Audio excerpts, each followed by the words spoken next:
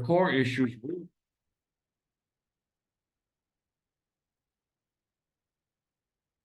Today is February 18, 2024. We have an Israeli-Palestinian Confederation federal government simulation with Professor Ofer Ashkenazi. We are proposing a common federal government for the people of Israel and Palestine based on secular democratic principles, based on a constitution, a parliament, and fairness to both sides, based on elections for parliament, for a president and vice president, and based on a common judicial branch for the people of Israel and Palestine. We are not proposing the dismantlement of the Israeli or the Palestinian government. We are proposing the creation of a legitimate secular confederation, federal democratic government for the people of Israel, the West Bank, Gaza, and Jerusalem, 14 million people. We have a constitution. You could read our constitution at ipconfederation.org. If you go to our website, the Constitution explains how this common federal government will be created, who does it represent, and what would be the structure of this government, which is basically three branches: a legislative branch with Palestinians and Israeli in the parliament as equal, an executive branch with a president and vice president, one Palestinian and one Israeli, and a judicial branch with judges that are Palestinians and Israelis together based on equality.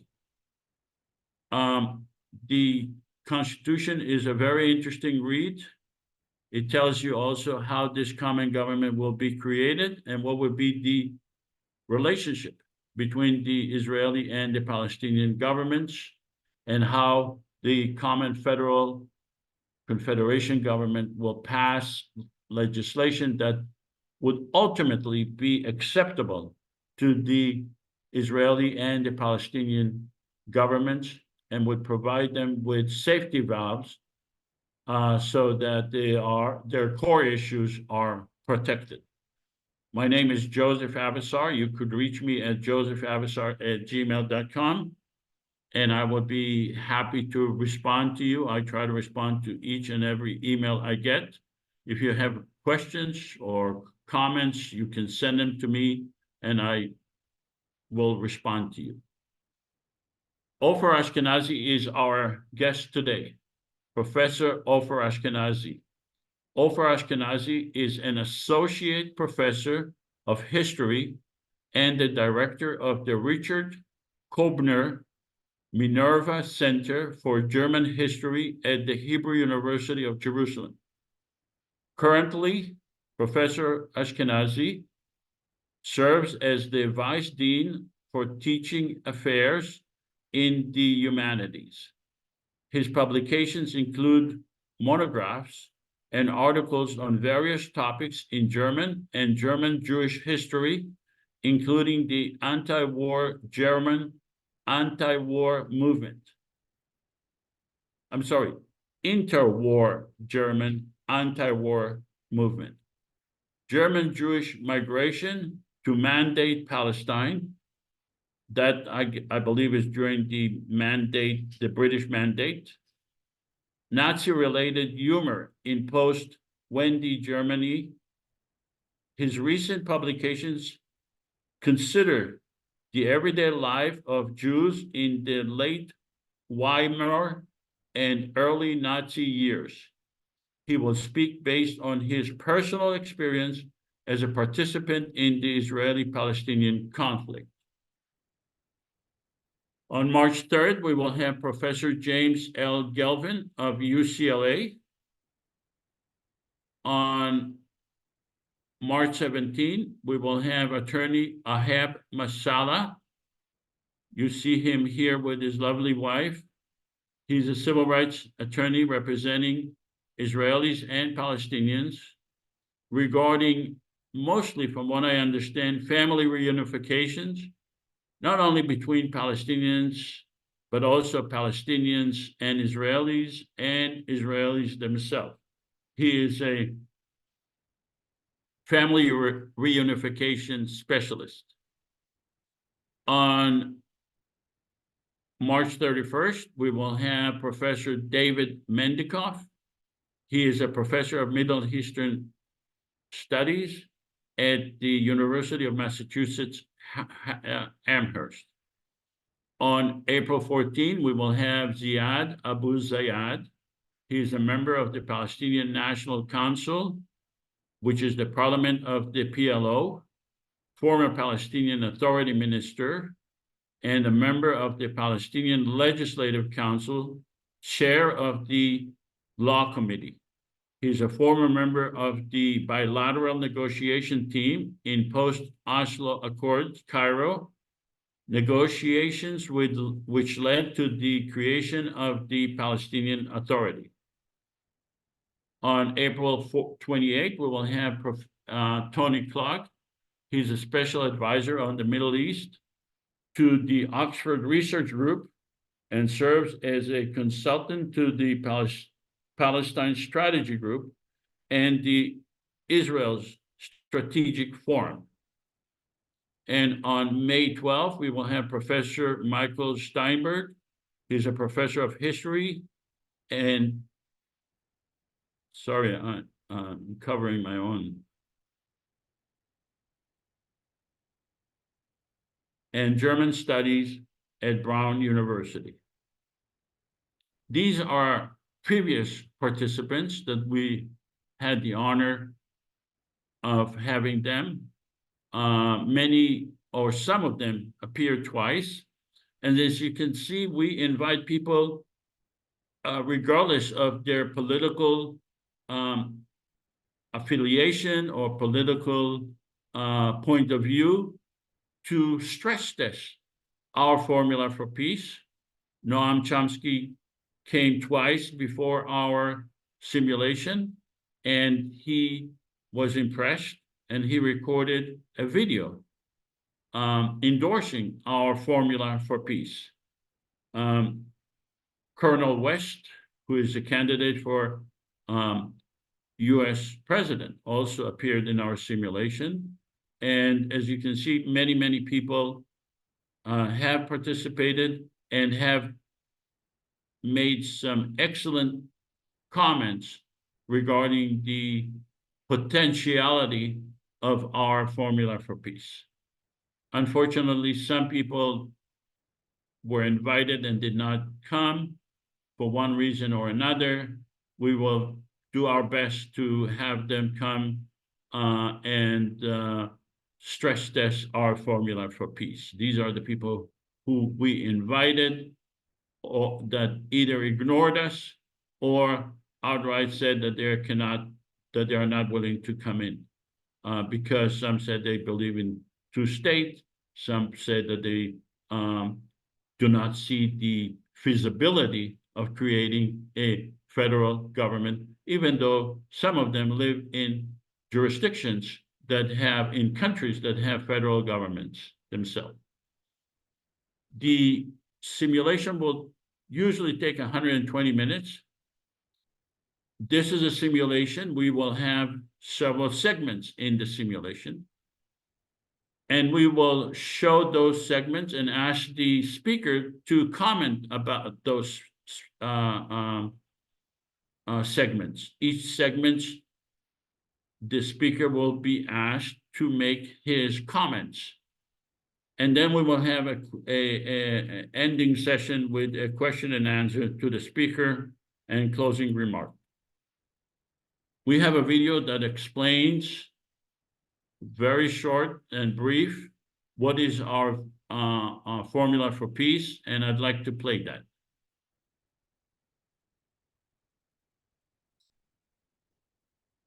The conflict between Israelis and Palestinians has endured for generations.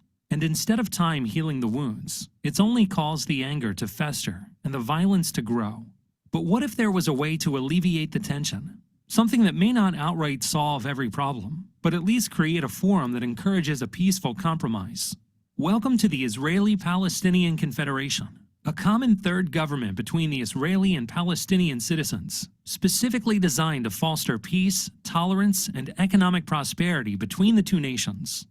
Here's how it works. First off, both Israel and Palestine will keep their respective governments. Israel's Knesset and the Palestinian National Authority will remain unchanged. The Israeli-Palestinian Confederation, IPC, will be a third entity acting as a unifying agent between the two. The IPC will comprise 300 parliament members elected from 300 districts in Israel, the West Bank, and Gaza. Above them will preside a president and vice president, one Israeli and one Palestinian. In order for the IPC to pass a law, it will require a 55% majority from its Israeli representatives, as well as a 55% majority from its Palestinian representatives, thereby preventing either side from monopolizing the legislature.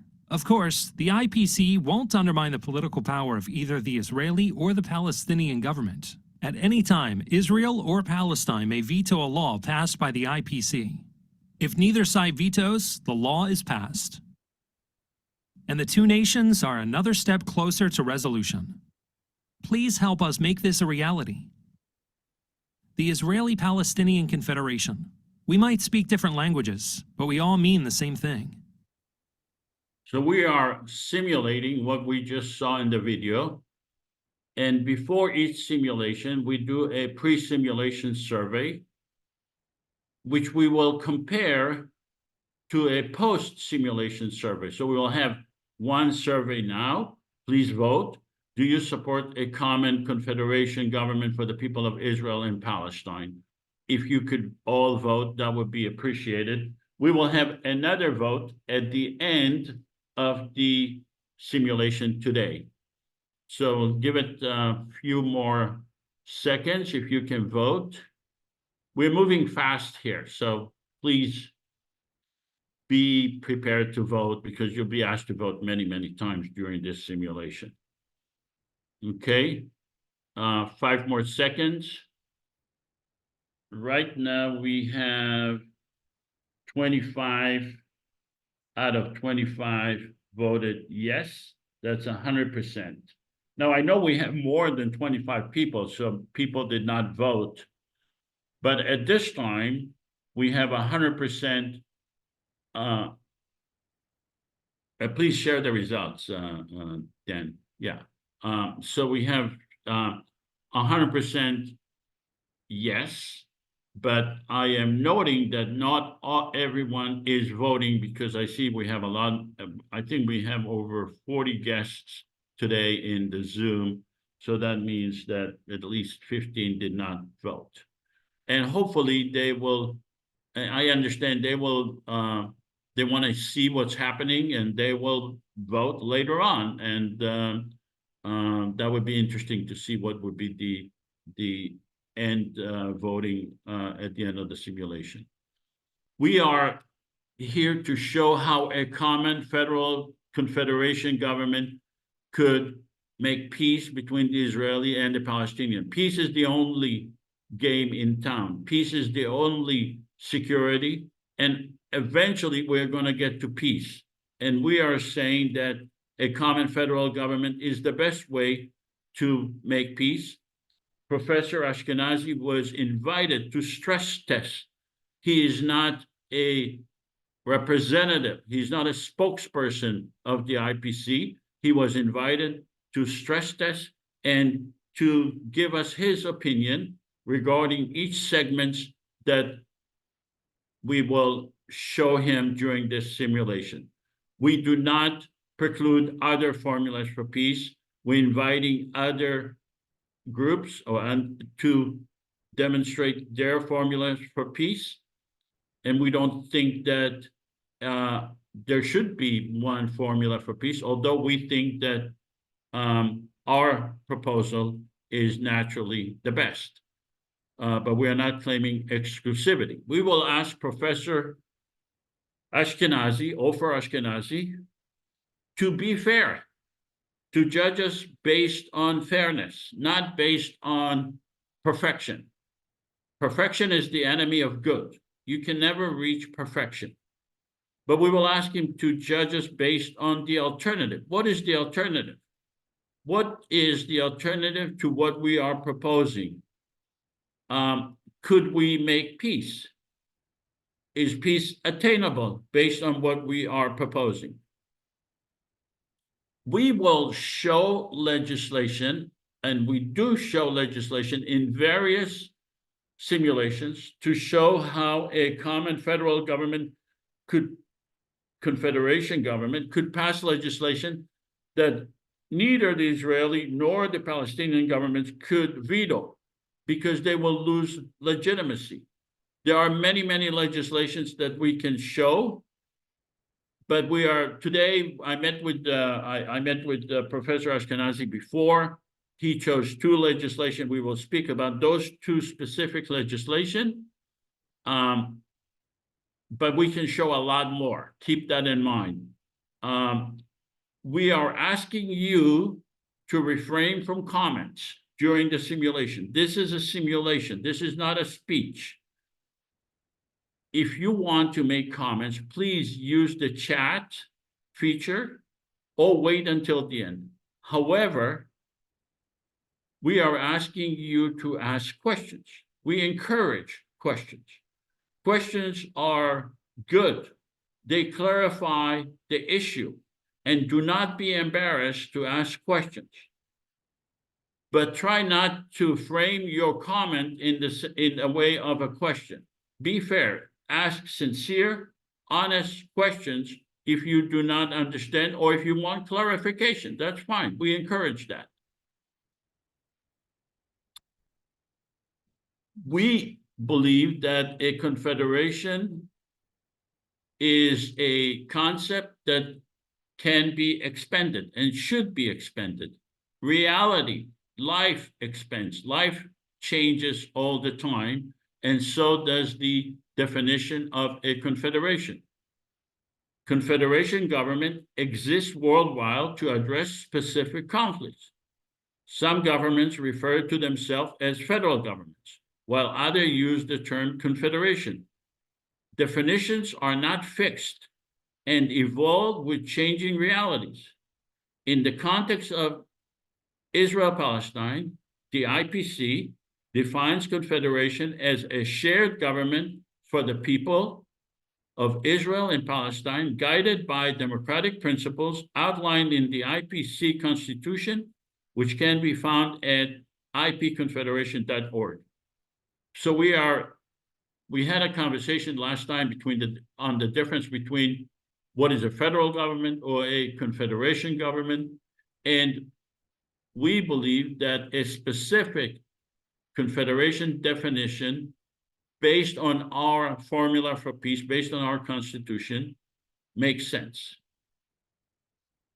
Again, this is a simulation. It's not a lecture. And we want you to keep in mind that a simulation is a model that mimics the operation of existing or proposed system. That's what we are doing today. And as part of the simulation, we need to make assumptions. So if you have not been paying attention up to now, this is the heart of the simulation, the assumptions. We want you to assume, and we want Professor Ashkenazi to assume as well, and I went through this with him, that we were able to spend $100 million in Israel and Palestine to explain to the people of Israel and Palestine what does it mean to have a common federal government, that it does not preclude the Israelis from having their government or the Palestinians from having their government. It does not preclude any other solution, that it is a mechanism for fairness, for the people of Israel and Palestine to make peace. So we want you to assume that we were able to spend $100 million. That's a lot of money. And before we conducted the election, we were able to spend $100 million to explain to the people of Israel and Palestine what does it mean to have a common federal government.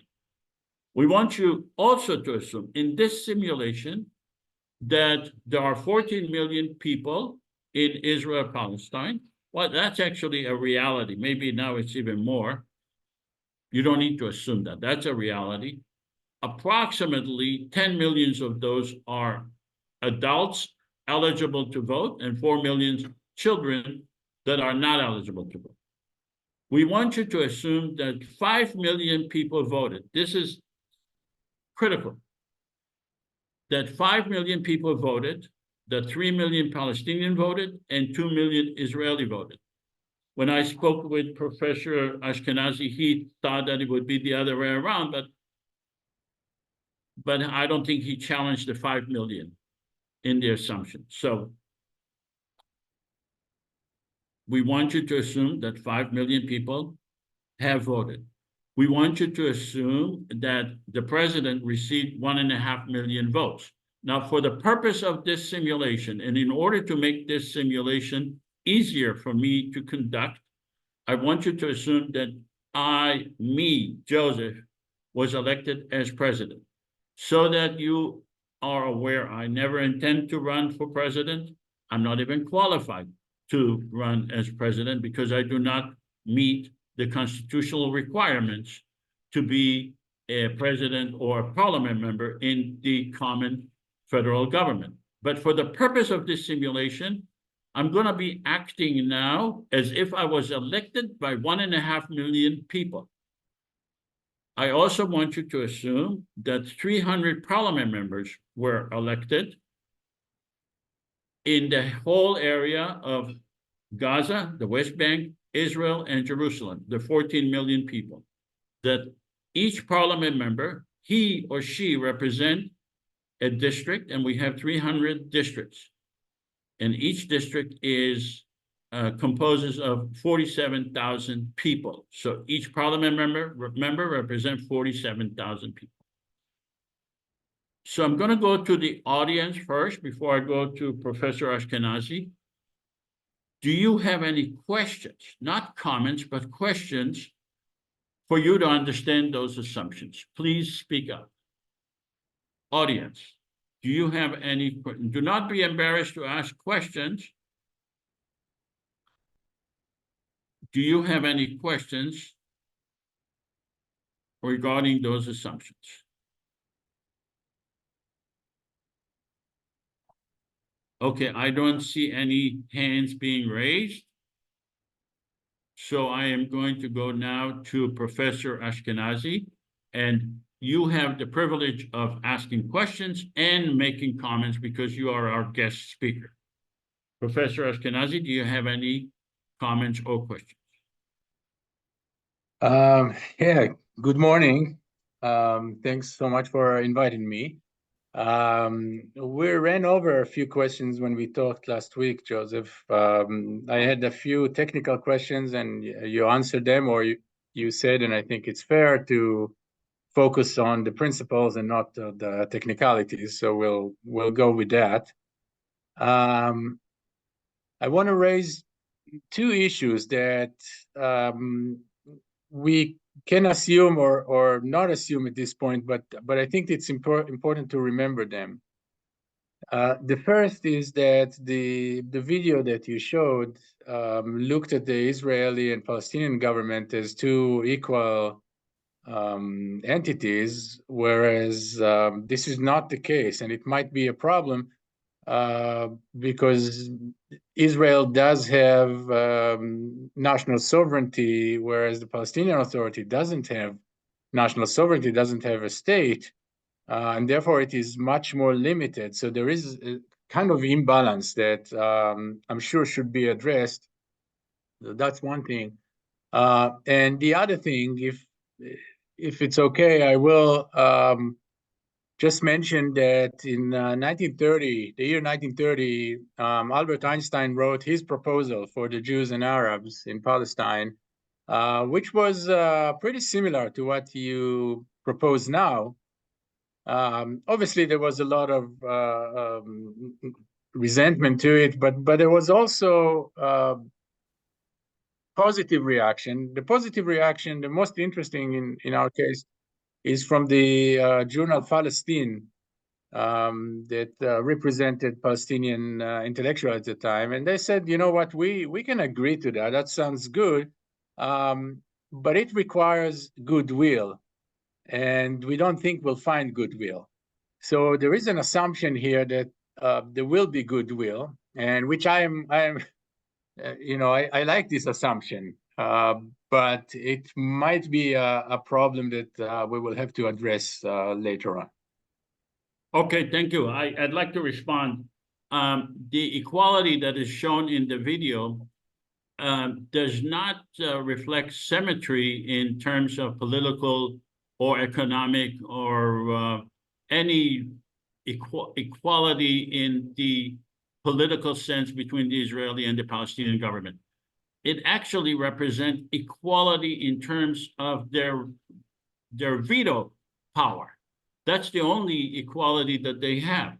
So I agree with you that the Palestinians do not have an equal government as the Israelis, but the common federal confederation government will actually raise the power of the Palestinian government to that of the Israeli government with regard to a veto power. On your second point about the goodwill, you're speaking really about trust.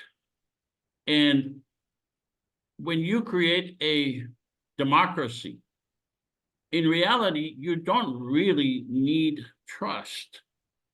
Actually, trust is the last thing you want. You want to have transparency. You want to have rules of the game that everyone is aware of, regardless of whether they trust or not.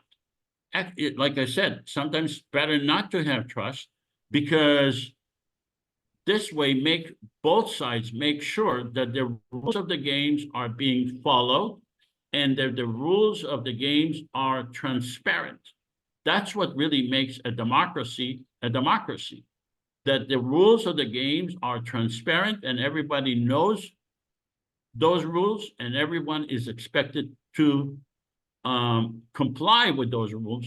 Otherwise, the whole game is over. I saw other people raise their hand. Tal Oron, you have a question, Tal?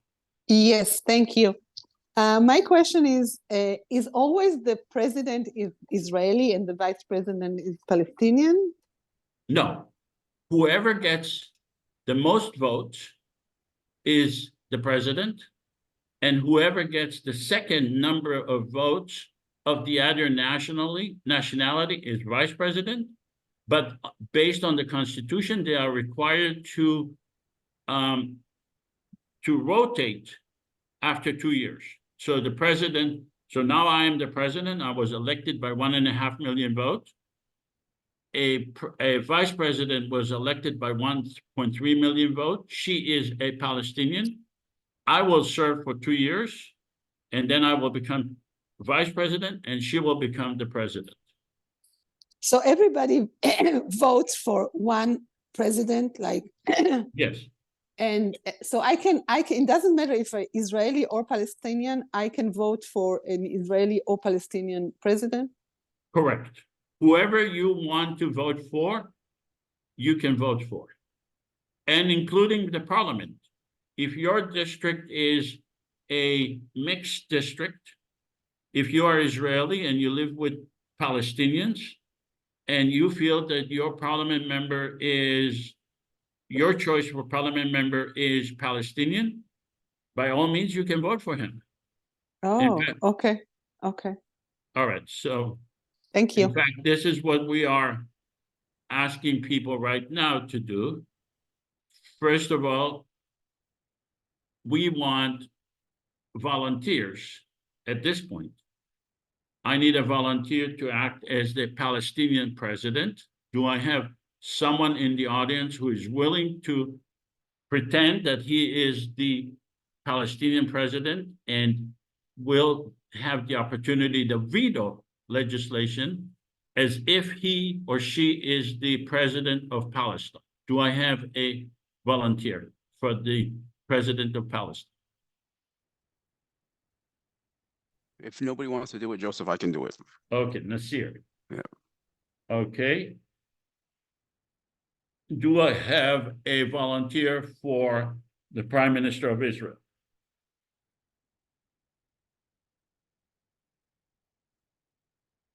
Tal, are you willing to be the Prime Minister of Israel for this simulation? Okay, the president? You are the Prime Minister of Israel. Oh, okay, of Israel, not of the Confederate. No, okay. of Israel. You Okay. are a separate government. Okay. You Okay. are the Prime Minister of the government of Israel, and Nasir is the president of the government of Palestine in this simulation.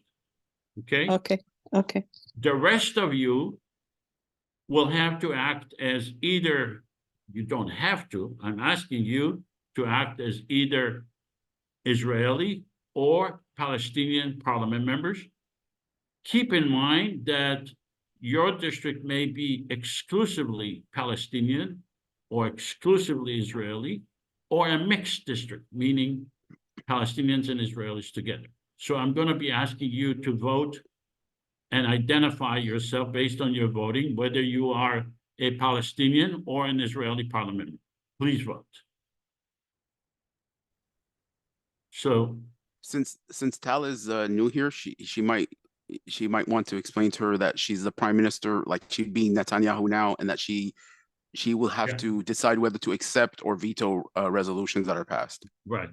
And Tal, since you are the Prime Minister of Israel, you are a separate government. You cannot be Israeli or Palestinian parliament member in this legislation, in this simulation, because you are a separate government. You will have the power to veto, but you cannot vote. We are a separate government. I understand. Thank you Okay. for yeah.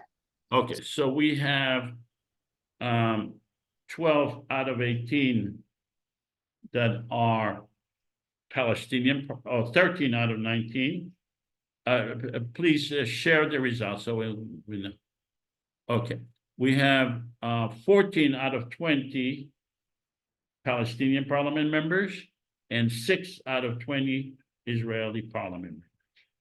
All right, so now we have a government, we have a president, I am the president, and we have the parliament members, and now we need to move to the next issue. This is, by the way, the map. You may be asked, what district do you represent as a parliament member? So keep that in mind, because if an issue comes up, I may ask you, what area do you represent? Why are you voting in favor or against this legislation if you represent a particular district? So keep in mind, what is your district? And try to be honest, remain intellectually honest, and remain either Israeli or Palestinian parliament members, and keep in mind the area that you represent, whether it is exclusively Israeli, exclusively Palestinian, or a mixed district. All right.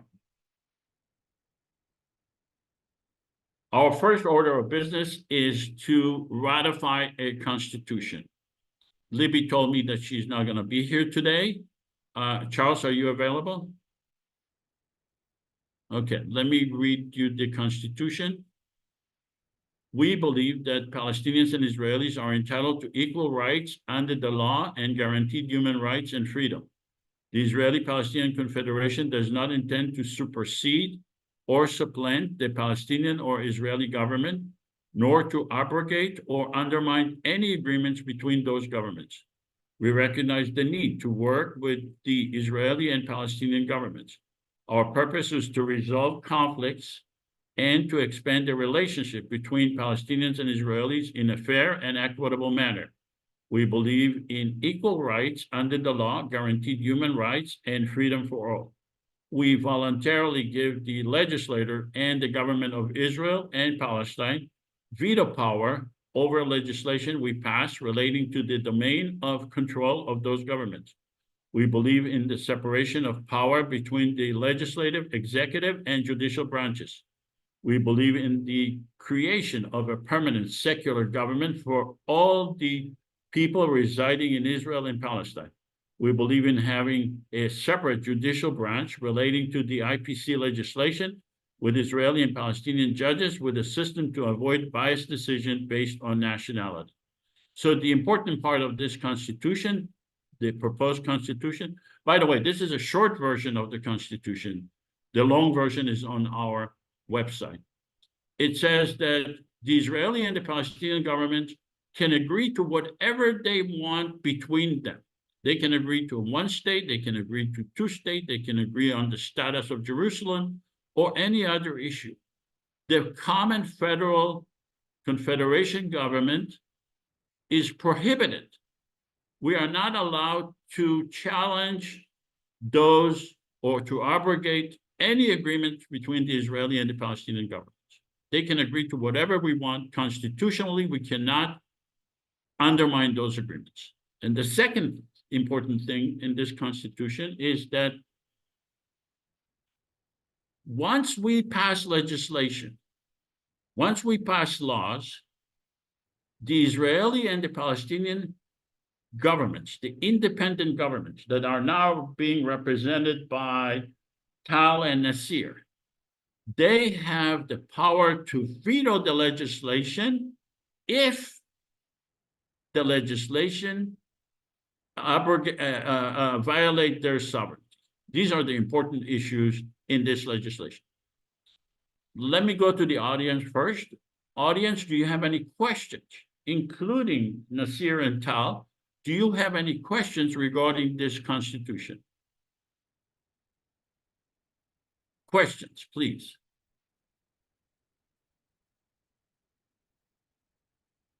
Okay, I don't see any questions. Let me go to our speaker, Professor Ashkenazi.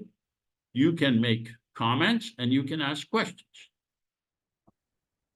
What I don't see in the Constitution is what does the federal government do in time of conflict between Israel and Palestinian, violent conflict, outbreaks. There's an outbreak of violent conflict. Where do we stand, if at all? Well, the Constitution does not spell out every scenario possible. The Constitution is basically explains the vision of what we believe in: equality, separation between government and religion, etc. We have legislation. The legislations are separate from the Constitution.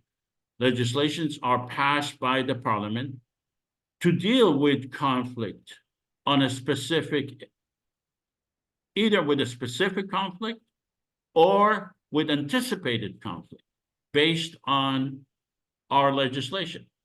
So we, as a common federal confederation government, are trying to avoid conflicts. But if conflicts occur, just like it has now, for instance, between the Israeli and Hamas government, one of the legislation we are proposing that is not being discussed today is to have our government as the mediator, as the government that provides information, that acts as the middle ground between the Israeli and the Palestinian government. So now you have the question of the ceasefire, the question of bombing, the question of hostages, etc. We could pass legislation to mediate. So instead of having Qatar and Egypt acting as the mediators, we are the people who live there, who reside there, who understand the geography, the culture, the problem, will be the mediator.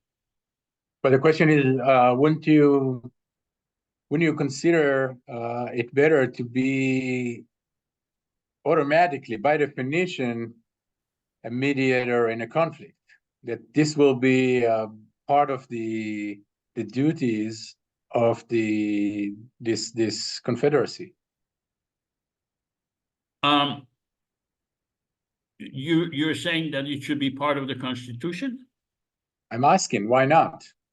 Why not declare in any conflict we will aspire to be the mediator? This is our duty. This is our vocation to try to end violence. Well, we framed it differently. Usually in the Constitution, you want to have a broad language, and if you want to add a provision to the Constitution, we need to discuss it specifically. But one thing I don't think we want to assume is that the conflict will go on forever. But you're making a good point.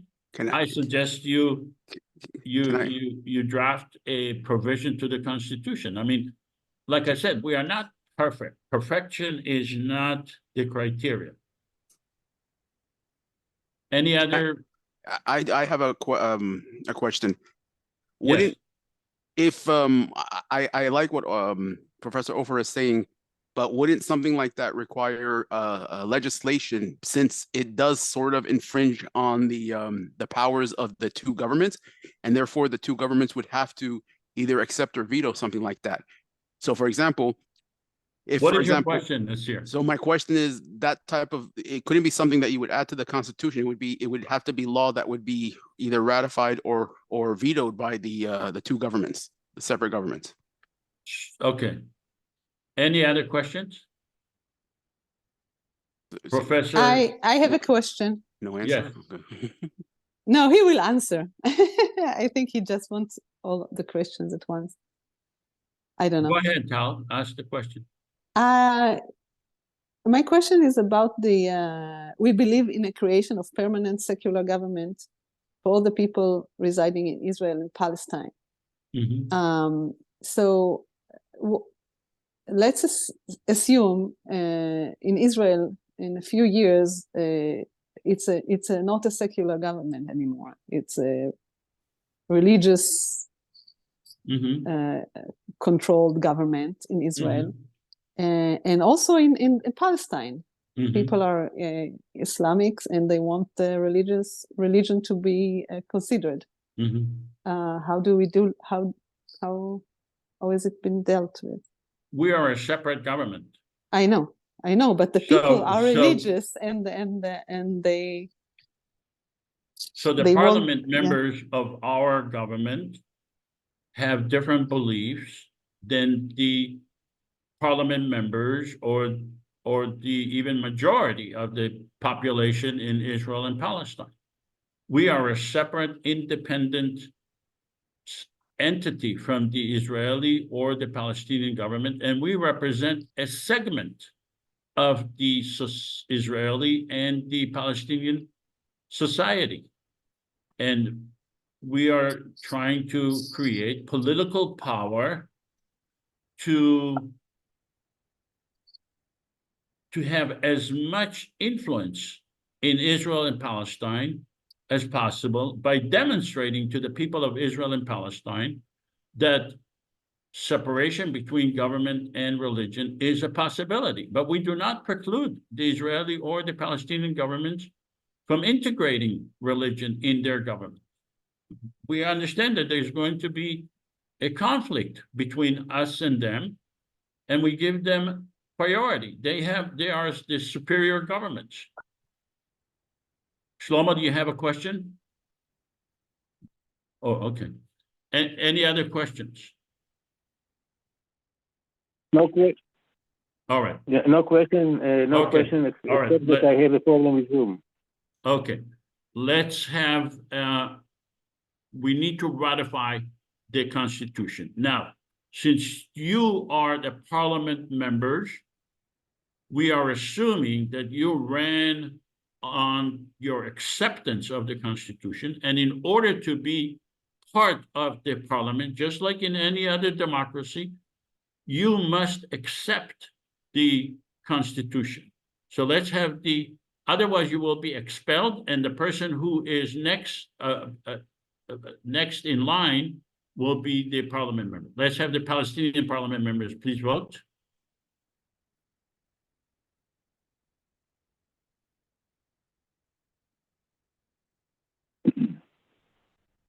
Joseph, do you hear me? I do, yeah. Okay. I don't have. For some reason, Zoom does not cooperate, so I will talk by phone. Okay. Okay. Is this Shlomo? Yes, that's Shlomo. Yes, thank you. Yeah. Okay. Are you Israeli or Palestinian parliament member? I'm Israeli. Okay. All right. Publish the vote. 100% of the Palestinian parliament members ratified this constitution. Let's have the Israeli parliament members vote. Israeli parliament members, please vote to ratify the constitution. Shlomo, are you ratifying the constitution? Yes, I do. Thank Okay. you. Israeli parliament members, please publish the votes. 100% of the Israeli parliament members ratified the constitution. So congratulations. For the first time in the history of Israel-Palestine, of that area, a common constitution, secular constitution, has been passed by the people of Israel and Palestine. This is a momentous event in the history of humanity. Not only it never happened in the past, and it is a momentous event. And we are going to take a note of that, and we are going to use this power that was given to us by the people of Israel and Palestine to pass a constitution to demand peace from the people of Israel and to the people of Israel and Palestine, and to demonstrate to the whole world that the people of Israel and Palestine are capable of passing a constitution that is acceptable to both people. All right. I am the president. I'm going to capitalize on the fact that we passed a common constitution. Let's go to the first order of business. Now that we have a constitution, is granting a veto power to the separate governments. Charles, are you here? The Confederation is the government of the entire population of Israel and Palestine from the river to the sea. We recognize the Palestinian and Israeli and governments and are seeking their cooperation to implement our vision for peace by giving them a veto. We will do our utmost to satisfy the essential needs of each government. We are pleading with the Palestinian and Israeli public to understand that while we would like to pass the best legislation possible to improve their lives, under these constraints, a perfect legislation is not possible. We hereby bestow a veto power relating to legislation affecting sovereignty to the following: the government of Israel on issues in which it is indispensable, the Palestinian governments on issues in which it is indispensable. In the event of changes in governments, the legislation may be amended or repealed. The parliament will decide on indispensability. Vetoes may be bestowed individually or collectively. So just to explain this legislation, we are here to decide to give a veto power to the Israeli and the Palestinian government if veto power is needed. If veto power is not needed, we do not give them a veto power. And it's only if a particular government can block us, then we will give it a veto power. If we do not need the cooperation of a particular government, then they are dispensable. That means that they do not have a veto power. So the audience, please, do you have any questions regarding this proposed legislation for veto power? Audience, please. Do you have any questions? How do you determine dispensability or indispensability? Based on the specific legislation. If we decide that we cannot implement the legislation, then we look at what government has the ability to prevent us from implementing the legislation. If that government is, if it's either the Israeli or the Palestinian government is able to prevent us, then then that government is indispensable, and we have to give them a veto power. Any other question? Yes, I have a question. Yes, please. Yeah, I don't really understand what is the power of the Israeli government or the Palestinian government to veto. If the rule was, or the law was, that Israel could not have an army, can I veto that, and on what base? Yes, if we pass legislation that the Israeli army must be dismantled, then that legislation requires your cooperation. Therefore, you have a veto power. But if we can dismantle the Israeli government, the army, without your cooperation, then we're not able to do it. We need you to help to not help, but we need your cooperation in every legislation. If the legislation requires your cooperation, you have a veto power. Any other question? In other words, you have a veto power when it counts for your government. Can you give an example of where you would expect there would be, it wouldn't be relevant to either the Israeli or Palestinian governments, and so they wouldn't have a veto power? Can you give an example of a type of legislation that would not require a veto power or would not accept a veto power? Yes. If we want to pass a budget, then the budget of the common federal government is our business. It would be, we can manage our budget. We can decide on our Supreme Court justices. We can decide on impeaching the president or the vice president or a parliament member without giving a veto power to the Israeli or the Palestinian government. It's internal to us.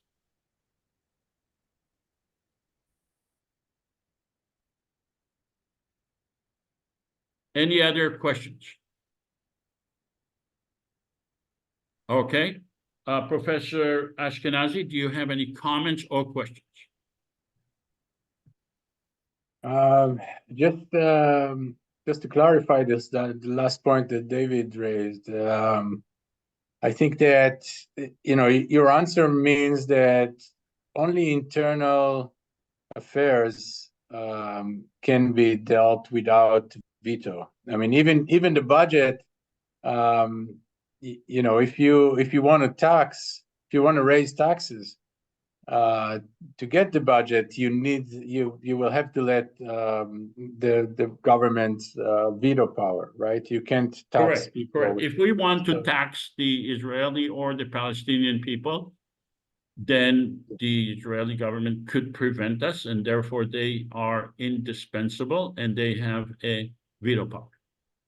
So it's a very limited area where you can really act without the consent of both governments. Correct. Okay.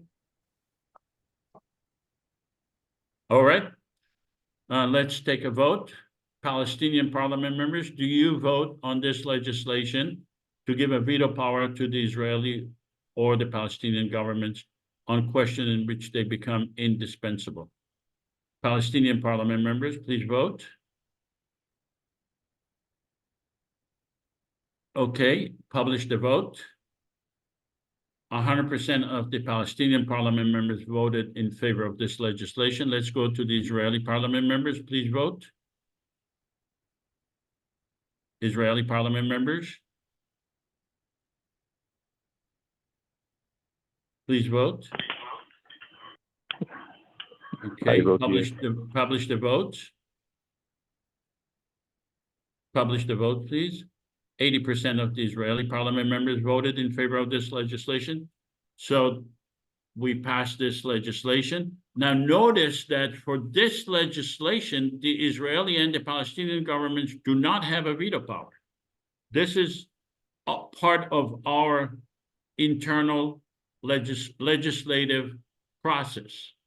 The Israeli and the Palestinian governments have not been given a veto power. This is what we decided to do in order to be able to pass legislation that would be acceptable to both sides. And that legislation passed. All right. Now is the first legislation that will require a veto power to the Israeli and the Palestinian governments. Common police force. Equal number of Israeli and Palestinian at each level.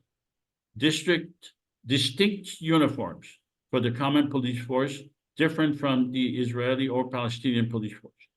Independent of the Israeli and the Palestinian security forces, in cooperation with the separate Israeli and Palestinian authorities, address sensitive religious, cultural, and language requirements, facilitate the operation of the joint economic zone, investigate corruption by administrators who refuse to teach tolerance, investigate allegations of intolerance and racist hate crimes against Israelis or Palestinians, assist in managing checkpoints, guard their parliament buildings and threats against members of the Confederation, facilitate access to the safety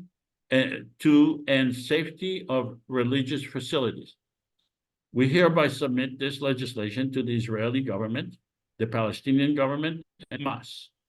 We bestow upon them a veto power which may be exercised in the next 60 days. Okay, so the Palestinian governments are now one government, and that's the president is Nasir. So does anyone have any questions regarding the common police force? Audience, please ask your question, the audience. And then we'll go to Professor Ashkenazi. Audience, do you have any questions regarding the common police force? How many armies? I'm sorry? How many armies would the Confederation have? There is no army. It's a common police force. What about the IDF? They just...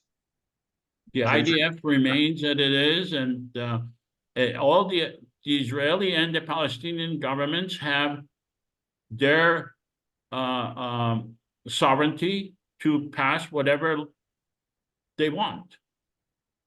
Okay? Yep. Why do we still have checkpoints? You stole my question. Because the Israeli government imposed the checkpoints. Ingeborg, do you have a question? Yes, my question is my question is, there is still the Israeli police and the Palestinian police. I don't know about Palestinian police, honestly, but there must be Israeli police, and plus now our police. And in which cases, which officers are called? or are they both present in a, for example, you say they investigate against hate crimes and so on. What about the Israeli police? What about how does this communication cooperation function? Well, that's a technical question, but you know, the vice president, according to the Constitution, is in charge of the police force, and he's the one who will facilitate the cooperation with the Palestinian and the Israeli government to help the common police force function, provided that the Israeli and the Palestinian governments did not veto this legislation. We waiting for we need to take a vote, and then we need to give them a veto power. But before we take a vote, we need to understand what is it that we are voting upon. Any other questions? Is it possible? Oh, sorry. I was going to say, is it possible to, like, as president, I would say that there would be, like, rather than propose this and vote on it and get it vetoed, for example, like the checkpoint issue regarding any checkpoints within the 1967 Green Line. As a Palestinian president, I don't think he would accept anything like that. So it would want to be changed, like checkpoints on, for example. Okay, well, wait until you give us we'll deal with your veto. Okay. All right, and okay, Professor Ashkenazi, do you have any comments or questions? I would just say that I chose this issue because I thought this is the hardest thing to achieve, and if you achieve that, you can achieve most of the other legislation that I saw on the website. But this seems to me like a very complicated point, and I think it would be interesting to see what the Israeli and the Palestinians leaders would say, because we have to remember that here both of them have to give up some of their sovereignty, and it's something that government do not do lightly. The idea that you will have another force that will have power within a territory that you think of as yours is something that I think will have to have a much I don't know. Well, let's see what they say, because Okay. I think it will be hard. Just to respond to your comment, the police force does not acquire any land, does not claim ownership of any land. The police force is specifically designed to maintain peace and to avoid criminal activities by either Palestinians or Israelis against each other and against the officers and against religious sites. All right. Yeah, but let me just be clear about that. The way it is presented to us here is that we have some kind of a private police, so to speak, that like a neighborhood guard. And I'm sorry, I didn't hear you. Could you repeat that, please? This is something like a private security force or a neighborhood guard. No, it's not. We are the government. We are the only legitimate government in Israel and Palestine. We are not a homeowner association or a private organization. We have been elected by the people of Israel and Palestine by 5 million people. Yeah, which are still a small minority of both populations. I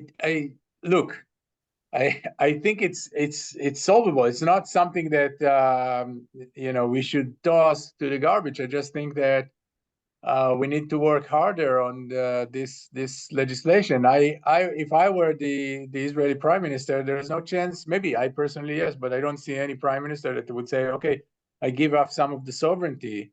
I let you. You can just." What part of this is giving up sovereignty?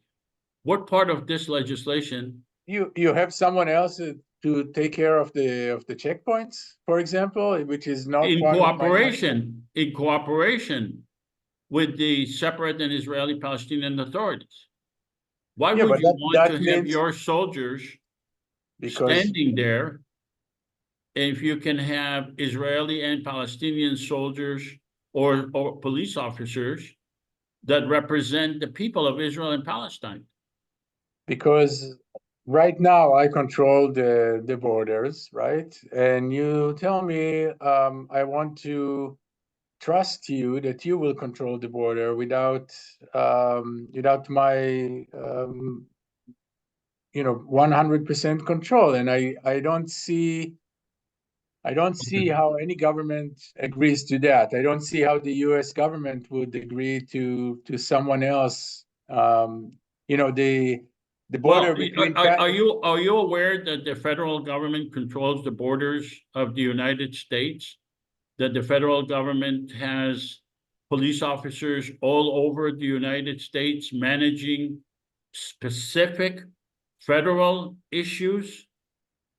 So Yeah. when you say you don't see any other government, that's not reality. In any federal or confederate system, the But federal government, but the government of New York doesn't have, the state of New York doesn't have a veto power to tell the federal government not to control the borders between New York and Canada. This is something else. correct. All right, let's take a vote. Palestinian parliament members, please vote on this common police force.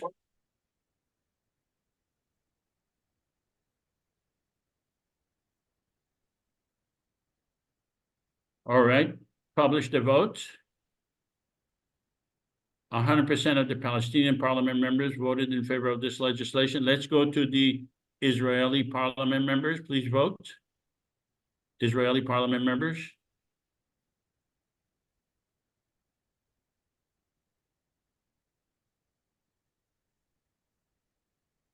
Okay, publish the vote.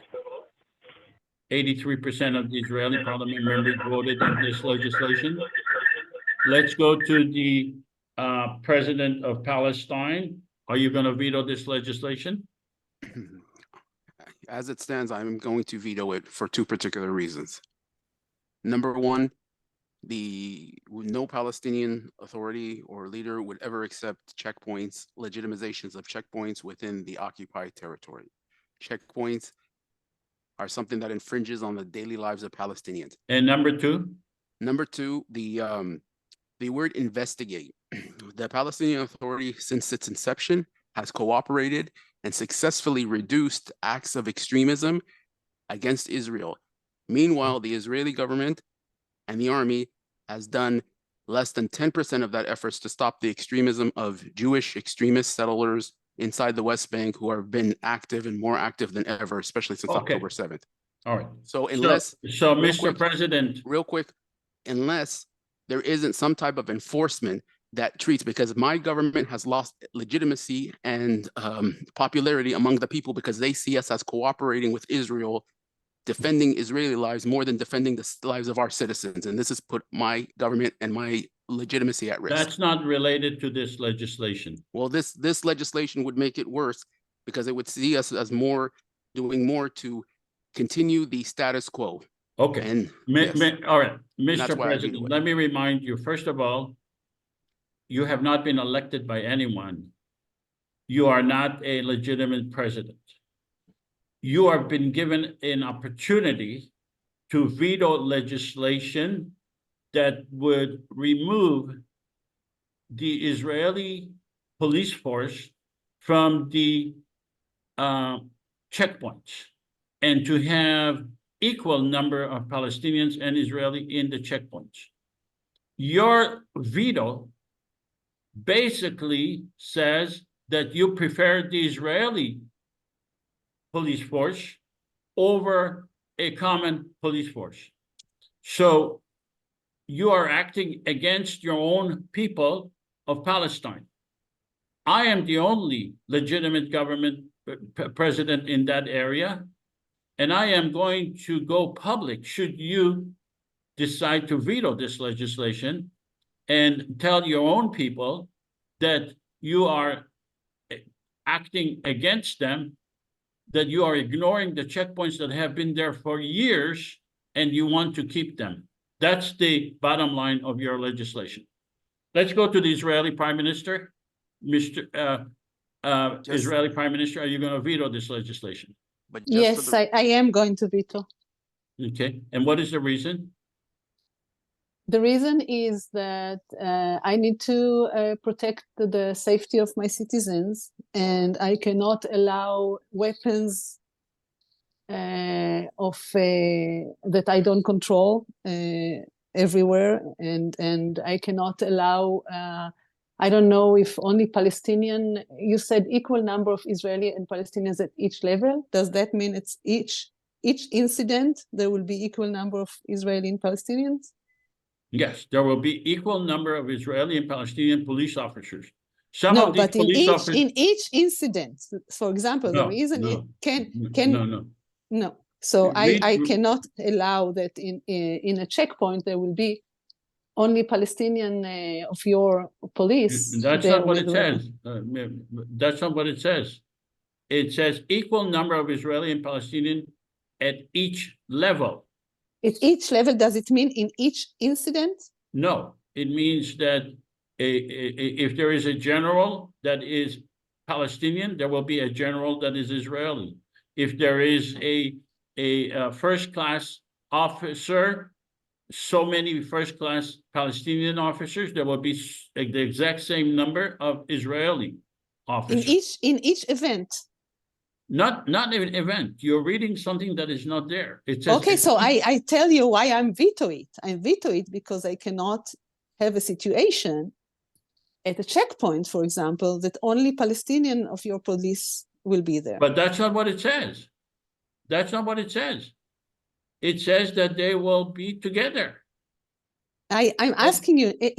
I'm asking you again and again. What does it mean at each level? And you say Each level, it means the seniority and the police officers.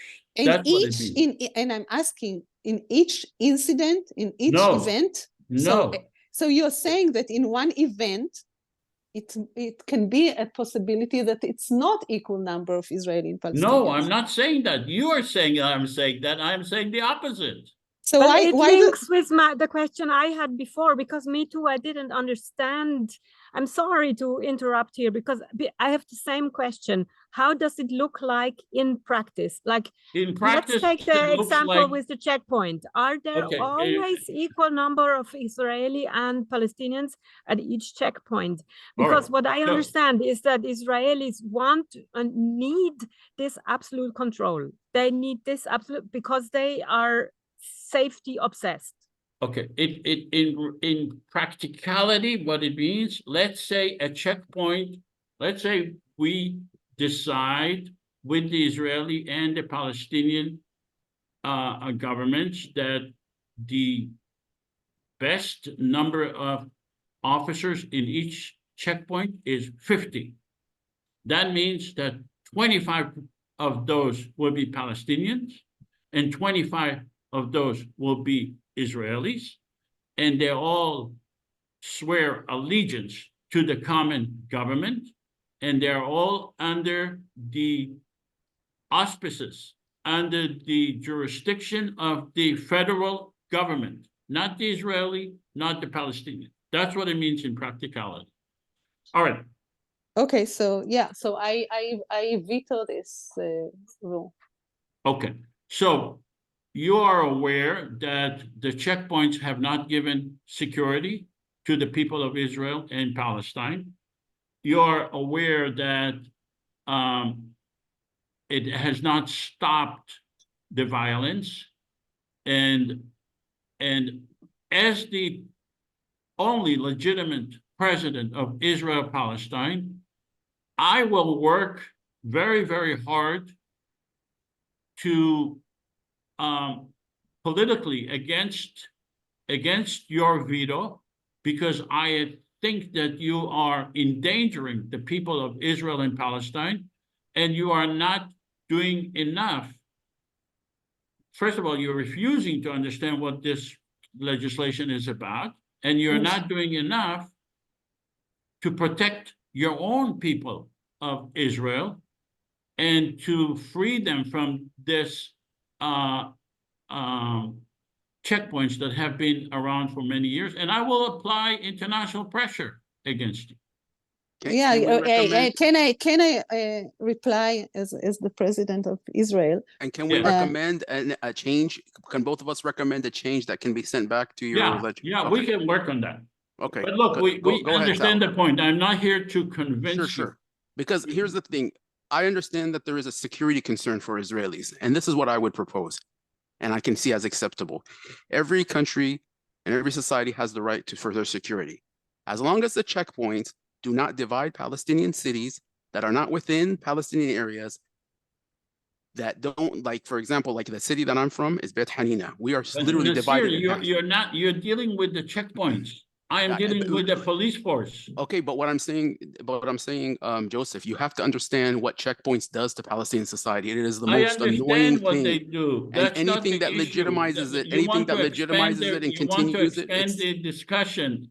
That's not part of this simulation. I'm sorry. put the checkpoints on the green line, and that's it. Israel has its security, and Palestinians have Okay, freedom I of movement. understand. Period. Okay, what I suggest you do as the president of Palestine, give me legislation that deals with the checkpoints. But We I'm are just now telling you dealing to with the police force. But I'm telling you, then remove Mr. them. President of Palestine, I think we should talk together because I think we can get to an All right, understanding. that would be great. Like I said, it's part of the Constitution. If you agree on anything, we are constitutionally prohibited from undermining your agreement. All right, let's go to the next legislation. And that's Gaza. Rebuilding Gaza and Southern Israel. The IPC is the only government in Israel and Palestine that was legitimately elected by the entire population. The IPC elected 300 parliament members in Israel and Palestine, with approximately 125 of them being elected by the people of Gaza and the Southern Israel area near the Gaza-Israel border. So what we're saying is 125 parliament members, 125 of you parliament members are from Gaza and Southern Israel. Over 5 million people in Gaza and Israel are directly and personally affected by the violence that has occurred since the event of October 7 and beyond. Thousands of homes, roads, and infrastructure buildings, including hospitals, have been destroyed. Law and order and civil society have been destroyed in Gaza and Southern Israel. It is unlikely that the Israeli and the Palestinian governments will be able to restore normal, peaceful existence to the area of Gaza and Southern Israel in the foreseeable future. The future of the people of Gaza and Israel is interconnected. The IPC Parliament is obligated to the well-being of the people of Israel and Gaza, including those constituents who were displaced from their homes in Gaza and Israel. The IPC is committed to rebuilding Gaza and Southern Israel and ensuring the immediate return of all the people in Gaza and Southern Israel to their homes.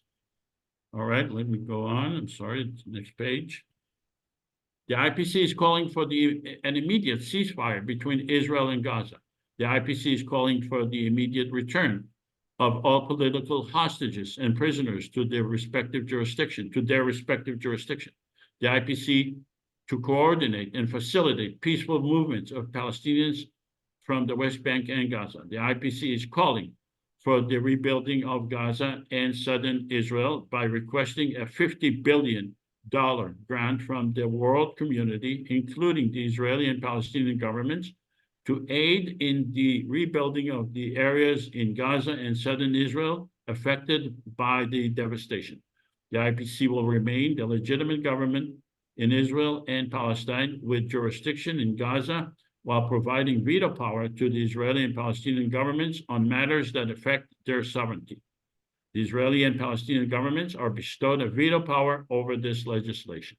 All right, let me go to the audience. Do you have any questions regarding this legislation? Audience.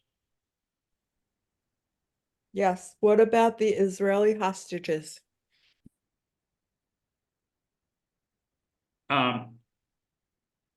That is not a question regarding this legislation. Do you have any question regarding the legislation itself?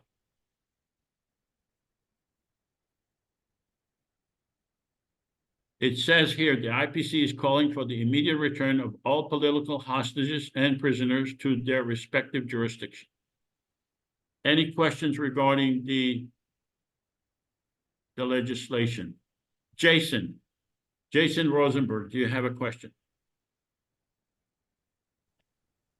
Not on this one. I put my hand up on the Okay. on the previous one.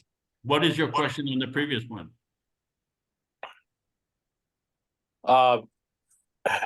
The gentleman from Beta Nina was saying it would take down all the checkpoints and put it on the green line. I agree that some of the checkpoints are probably unnecessary at this point. But there's some where it's just only one. Oh, no, what's your question? Well, in the common police force, okay? Yes. Does it address the issue of which checkpoints stay and which go, or is it only about staffing? It's only about staffing. Okay. Okay. That's fine then. Sumava, do you have any questions regarding this legislation? Yes, Professor Avisar, and I just wanted to ask is, like, why is there no point mentioning regarding the accountability of the victims?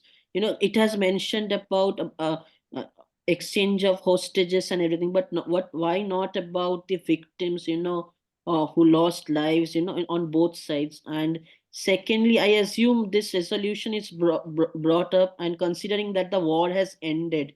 Why is, you know, like when we are speaking about rebuilding Gaza and Southern Israel, why is there no, point on, you know, the wartime reparations, what had occurred, you know, between. I'm sorry, I don't understand the question. What is your question?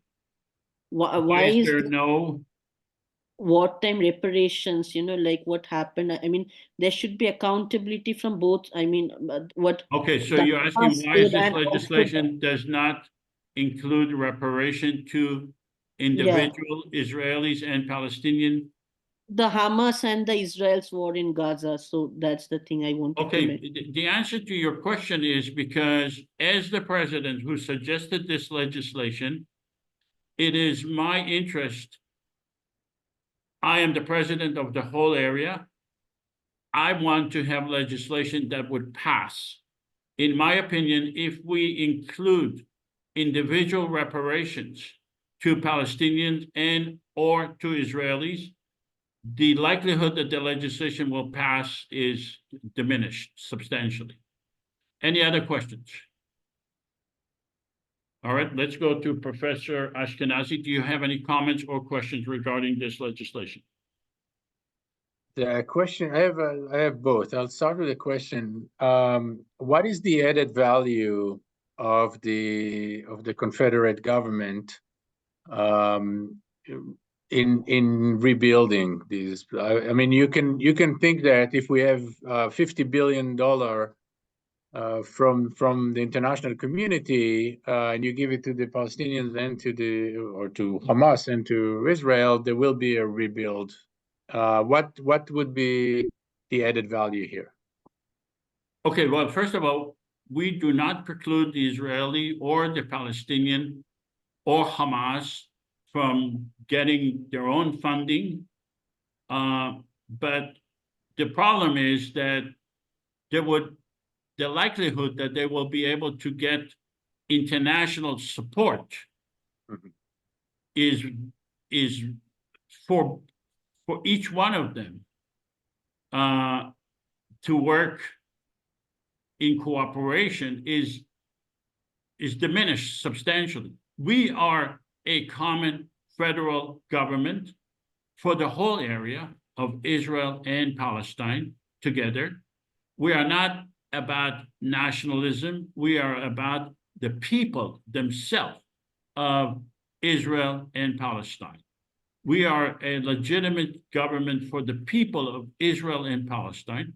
Therefore, because we have been accepted by Israelis and Palestinians, and we have parliament members in Gaza, in Israel, that are working together, we are much more likely to succeed in rebuilding Gaza and Southern Israel. But like I said, we're not in competition with the Israeli or the Palestinian governments on that matter. They can do whatever they choose to do to rebuild Gaza and Israel, but we think we have a much better chance of doing it ourselves, together.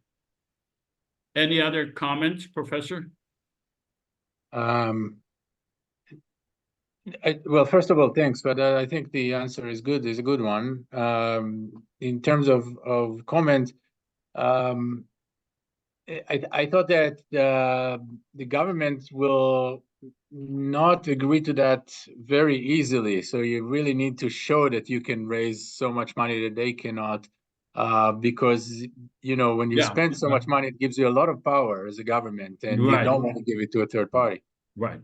Well, as the president, I have the authority, I have the political capital to go all over the world and demand that governments of the world, including the US, including Europe, including many, would contribute to the funding of the rebuilding of Israel and Palestine. I have the political power. I was elected by 1.5 million people in an election that brought 5 million Palestinians and Israelis with a common parliament, with a common constitution. Any other questions? I saw a hand being raised. Sean, what is your question? My question is, with what's going on about Gaza and people are asking for a ceasefire. You know what? I've been noticing that it's putting Netanyahu in hot water. Because, what is your question? What do you think right now with the situation right now is putting the Prime Minister of Israel in hot water, because now he's in like mix between. He doesn't want to look bad in front of the Israeli. But what is the question regarding this legislation? With the Gaza, I think right now it's not because right now both the Israeli and the Palestinian are confused what they want to do, because they don't want to, they don't want to ruin their reputation. Okay. You don't have a question. I don't. What do you think? Like right now, there's no way out of this, because right now they're both in a situation where they can't. Are you asking me as the president of Israel Palestine? Yes. Like okay. Right now, my answer is that they're both failed governments. They are dangerous to the people of Israel and Palestine. They are not able to make peace. And I was elected, and I am going to do whatever I can to give the people of Israel, Palestine, new hope and vision. Okay, because I don't see anything going on. I mean, there's no way out for them, so they're stuck in that point. Anyway, Ingeborg, do you have a question? Yes, I read it in the chat actually, and I think it was Nasser who asked this, and I think it's a good point. This rebuilding Gaza should. What is your question, Ingeborg? The question is, what happens with the people of Gaza meanwhile? Could we include this? Well, the people of Gaza, meanwhile, are in devastation. We are passing this legislation in order to help the people in Gaza and in Southern Israel. Of course, but where will they stay until Gaza is rebuilt? Where will they live? Should I suggest it's included here also? Like, of course, I'm for rebuilding Gaza, but where will they live? As the president of Israel Palestine, of the Confederation, of the federal government, I would love to snap my finger and to have the people of Israel and Palestine return to their home immediately. I cannot do it. I'm trying to do the best I can under the circumstances while I have these governments of Israel and Palestine imposing difficulties on their own people. These governments are a danger to the people of Israel and Palestine, in my opinion. Yes. All right. Yes, and still, let's where have will the the Gazans Israeli. Let's stay? have the Israeli. Where? The Palestinian parliament members, please vote on this legislation. Israeli parliament members.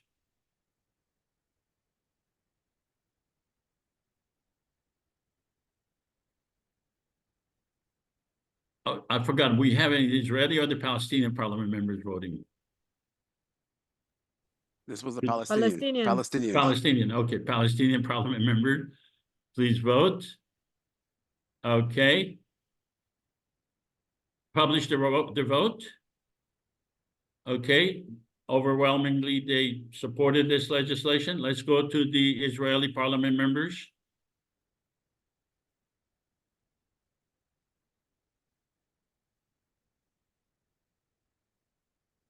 Israeli parliament members. I'm sorry, I accidentally voted. Okay.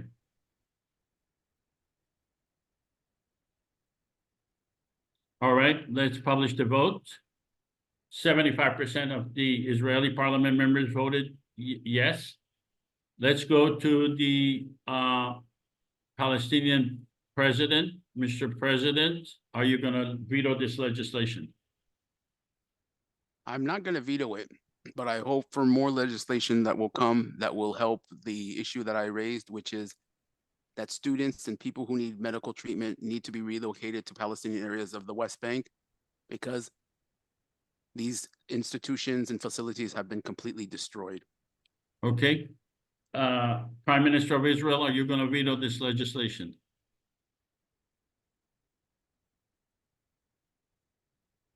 Yes, I'm going to veto. And for what reason?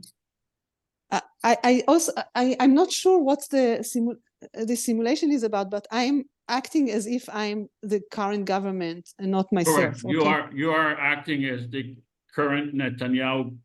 Yes, I understand. Yes. That's not your personal views. Okay, yes. So I'm veto it because first of all, we need to eradicate Hamas. We need to make sure that Hamas is no longer have power to threat us. And we are not done with this mission, so we cannot cease fire right now. Okay. But and the other, just a second, the other reason is that we cannot allow any more billions of dollars to go to Gaza without our supervision and making sure that they don't rebuild the tunnels again and buy more weapons with this money. Okay, Mr. Prime Minister, you have failed to protect the people of Israel.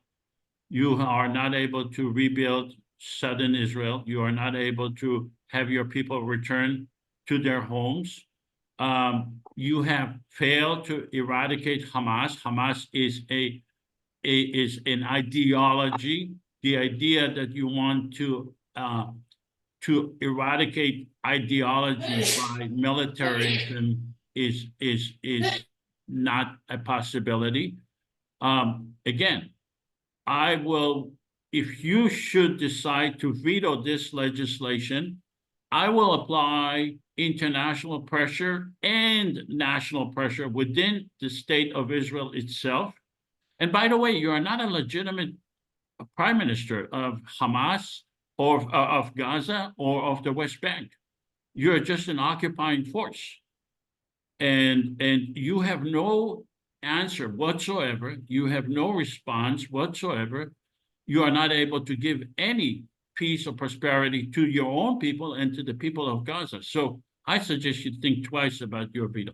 But I think the purpose is not to convince the prime minister or to change their mind. The purpose is to demonstrate in this simulation how giving a federal government power, political power, to change reality.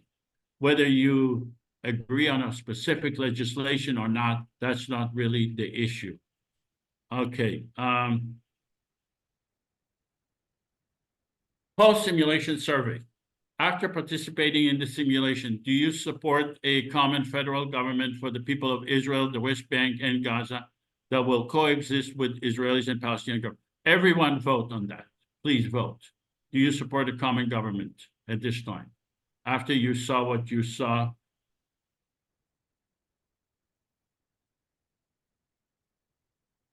we need more voters. Last time we had 25 yes and 0 no. Let's see if we can do better. It's interesting, we have less voters now, but we did not lose people. We actually have more people in the simulation. That means that more people are refusing to vote. Or you're not really watching this, okay? And the polling, 16 out of 17 voted yes, 1 out of 17 voted no. I'm just curious, who is that person who voted no? Can you please identify yourself?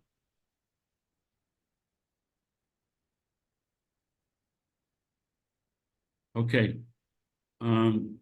He or she does not want to identify himself, that's fine.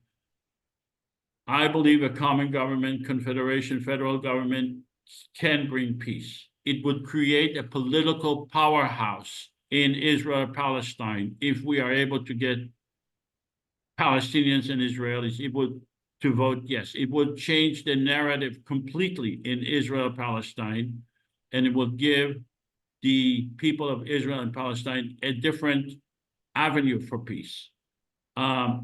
Let's keep in mind that the current Israeli and the Palestinian governments are not legitimate government in Israel, Palestine, because they are not elected by the people of Israel and Palestine. 5 million people in Israel and Palestine, 5 million in the West Bank and Gaza and in Jerusalem that are under the Israeli government's jurisdiction that must comply with Israeli laws are not permitted to vote. They are not even recognized as citizens, and they are not permitted to vote. So we don't have legitimate governments. We are proposing one legitimate government that would give a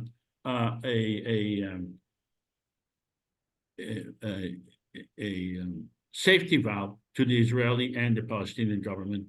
And the only way to make peace is democracy for the entire people. This is what $100 million can buy you, and it can also buy you peace in Israel, Palestine, in my view. All right, let's go to open questions. Now to the professor, I'm going to stop sharing. And if you have any questions or comments, this is the time. If you want to ask Professor Ashkenazi questions, please raise your hands.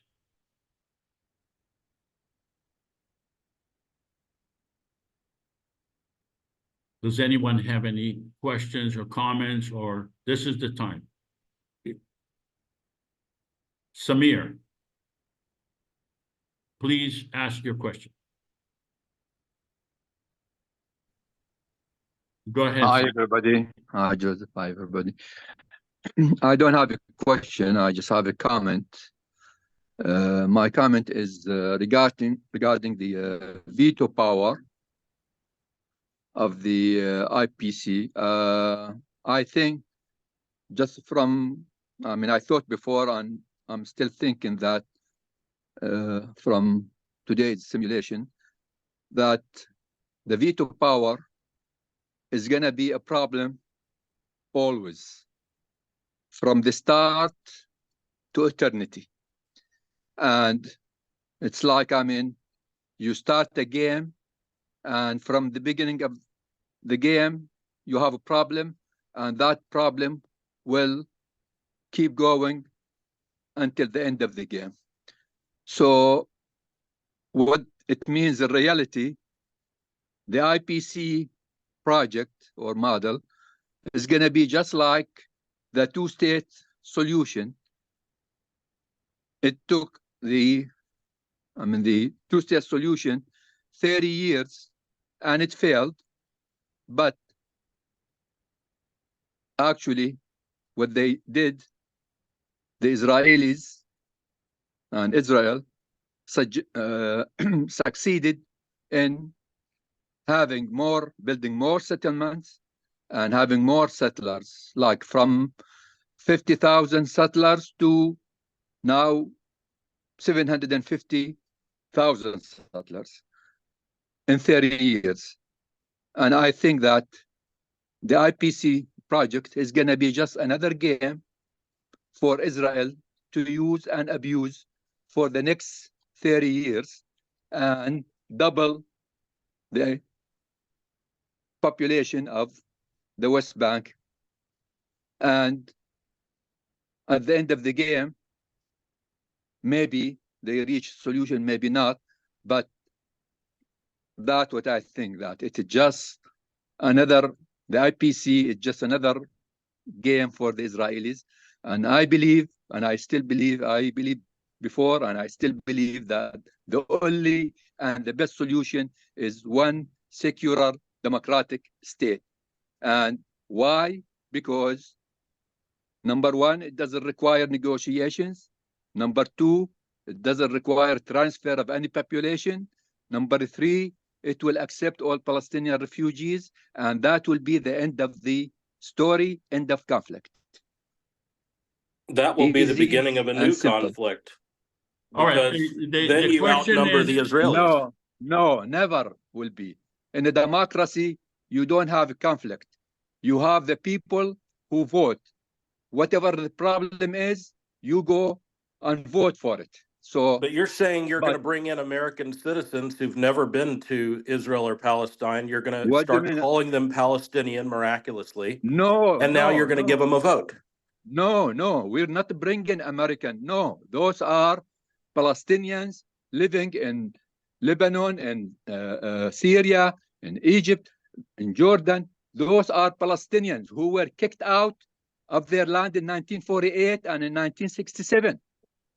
I know, Right. I mean, part of my families, I mean, they were expelled in 1948. Samir, let me ask you a question. Those are Palestinians. They have the right to come back to Palestine. And those Jews who come from America, actually, they don't have the right to go to Palestine. But Samir, let me ask Yes, you a they question. do, because Europe or Israel's anywhere. a sovereign government. They It can never been control its there. own They don't immigration belong. policy. They are not even Semites. Israel is a No, sovereign the government, only can origin- control its the own only immigration Semites- policy. The only Semites and the original Semites are the people who kept living in Palestine for the last 5,000 years. You Those sound are like the Hitler. Palestinians. You literally sound like Hitler. Hold on a You're second. looking for that No, pure no, race. there Can we is- go to Okay, questions no. to our guest? we're Questions not to the going to guest, have, please. wait. Let me, No, I mean, Samir, you need to, okay. I agree with everything you are saying, okay? One state, Thank you. bring all, okay. Now, the question is of practicality. Who is going to practically do everything that you are saying is the ultimate best solution? Who is going to do that? I mean, that's easy. I mean, the Israeli population and Palestinian population. I mean, the people who are living Okay. in So historic Palestine today. you believe the Israeli population will agree to have one state, Yes. one government? Okay. All right. So, I mean, that's been going on for 75 No, years. actually, no, sorry. You're basically, Yeah. you're basically No, sorry, suggesting it is that not. the most difficult government with a very nationalistic Israeli society will make a 180-degree change and accept the Palestinian refugees and dismantle the Jewish state. That's what you believe is a possibility. And I don't think that's a it is a possibility, but it's over time. I mean, it's not going to be happen overnight. Over time, okay. But I mean, we might had take 5 75 years, years 10 and years. it hasn't happened. All right, let's go to Yeah. Shlomo. All right. That's my. Hold on a second. Let's go to Professor Ashkenazi. What is your reply to what Samir is suggesting? Professor So, yeah. Ashkenazi. Yes. Look, the idea of the federal government or the Confederate government it actually is, if I understand it correctly, is an answer to what you just raised, Samir. That you need some kind of a scaffold to start this or any other solution, by having some kind of mechanism that will make it work. If it's one state or two states, and if this is really the case, I think this is a good case for the federal government, or the best case for the federal government. I think, Joseph, it's a little unfair to say that the government that you have now, will it agree to that? They would not agree to anything. On both sides, by the way, the Palestinians. I agree. I totally agree. I didn't say they will agree. I said. Yeah. No, yeah. So the question is, can we imagine an Israeli government that, in the territory that we have today, can we imagine an Israeli government that would agree even to the very limited version of the federal government? And that maybe, I'm not sure, but maybe, obviously not.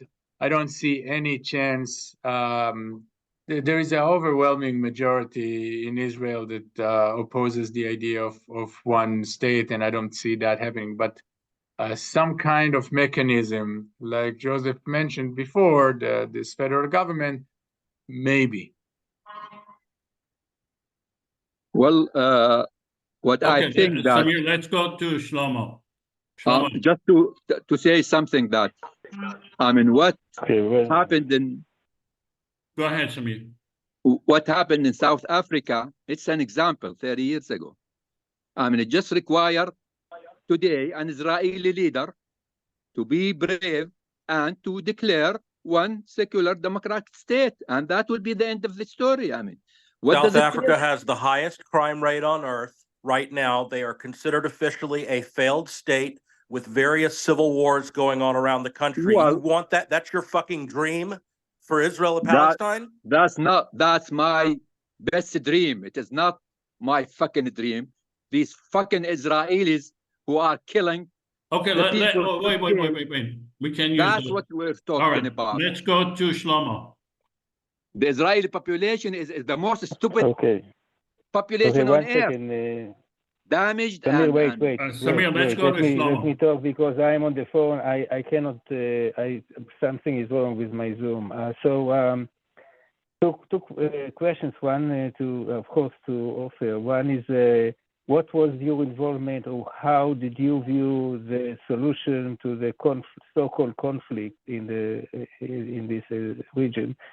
And number two, I wonder, since you. I'm sorry, I didn't understand the question. What was? So the question is, what was Ofer's view before this meeting of the solution to the conflict? Number one, and whether he thought one state, two states, and if two states, how exactly, etc. Okay. Number two, since he's an expert on the German history. Do you see some parallels between Germany in the 1930s, and Israel in the 2020s?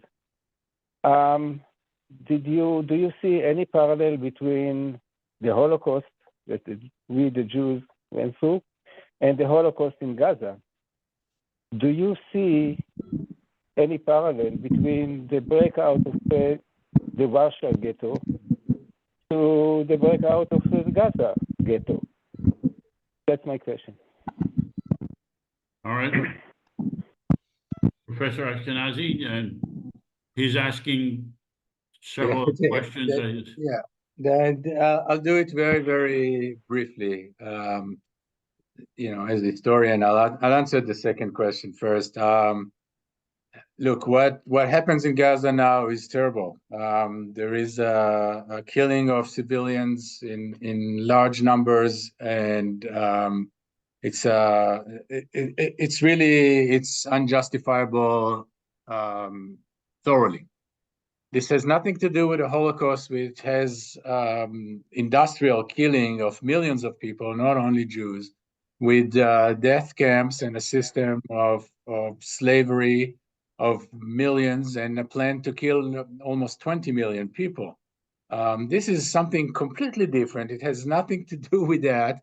And I have a lot of criticism about the Israeli government. You will not hear me saying a good thing about the Israeli government, but it has nothing to do with the Holocaust, and not even with the Warsaw Ghetto. The Warsaw Ghetto, from the Warsaw Ghetto, they were taking hundreds of thousands of people to a death camp nearby to kill them, to murder them there. In the Warsaw Ghetto, the leadership of the Jewish leadership there had much more limited, much more restricted authority than what Hamas had in Gaza since 2008. They didn't get millions of dollars in suitcases. So this is totally inappropriate, I think, historically speaking, to compare these two. It has nothing to do with each other. It doesn't mean that what Israel is doing is justified. That's two different things. If you ask me what would be the solution, this is two different questions. One is what I would like to have, and what I think it's a feasible solution. What I would like to have is some kind of a democracy, and well, in terms with what Samir said before, that would be excellent. That would be perfect to have the United States of Israel and Palestine. I don't think it's feasible in the foreseeable future for many reasons. Some of them technical, some of them has to do with what Zionism is all about and what the national Palestinian movement is all about. And I don't see the both sides agreeing to that. The more feasible solution would be along the line of what already has been agreed upon in many talks in the early 2000s, and then again 2007, some kind of two states with security measures, with a solution to the refugees, solution in Jerusalem, solution in the settlements, all of that. If you would Google it, you'll see that all of that has been solved, but both governments failed to implement. And I want to stress it that it's both government. Again, I will not say good things about the Israeli governments since then, but the Palestinians, let's be clear, the Palestinians kept saying no when it came to a resolution. They kept saying that they would not agree to that, even to things that they agreed before during the talks.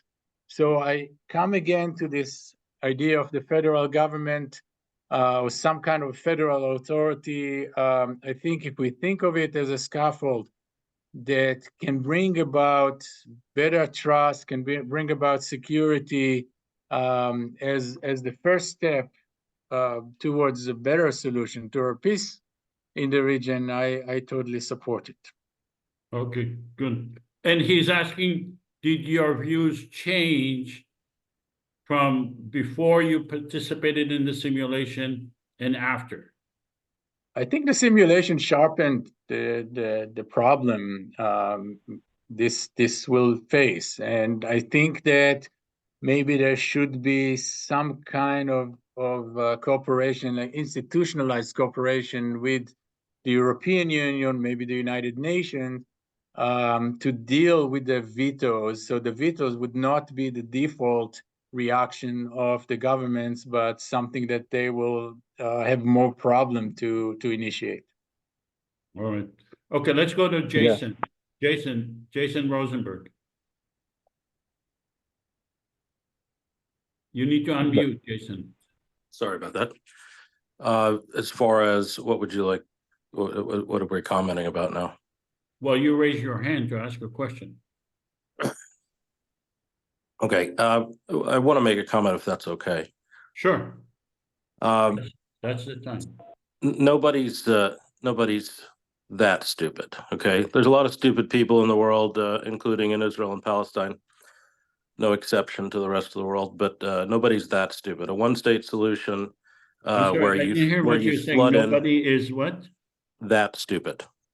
Oh, Where you flood in millions of non-Palestinians as Palestinians who've never been to Palestine, have no connection to Palestine beyond maybe a grandparent.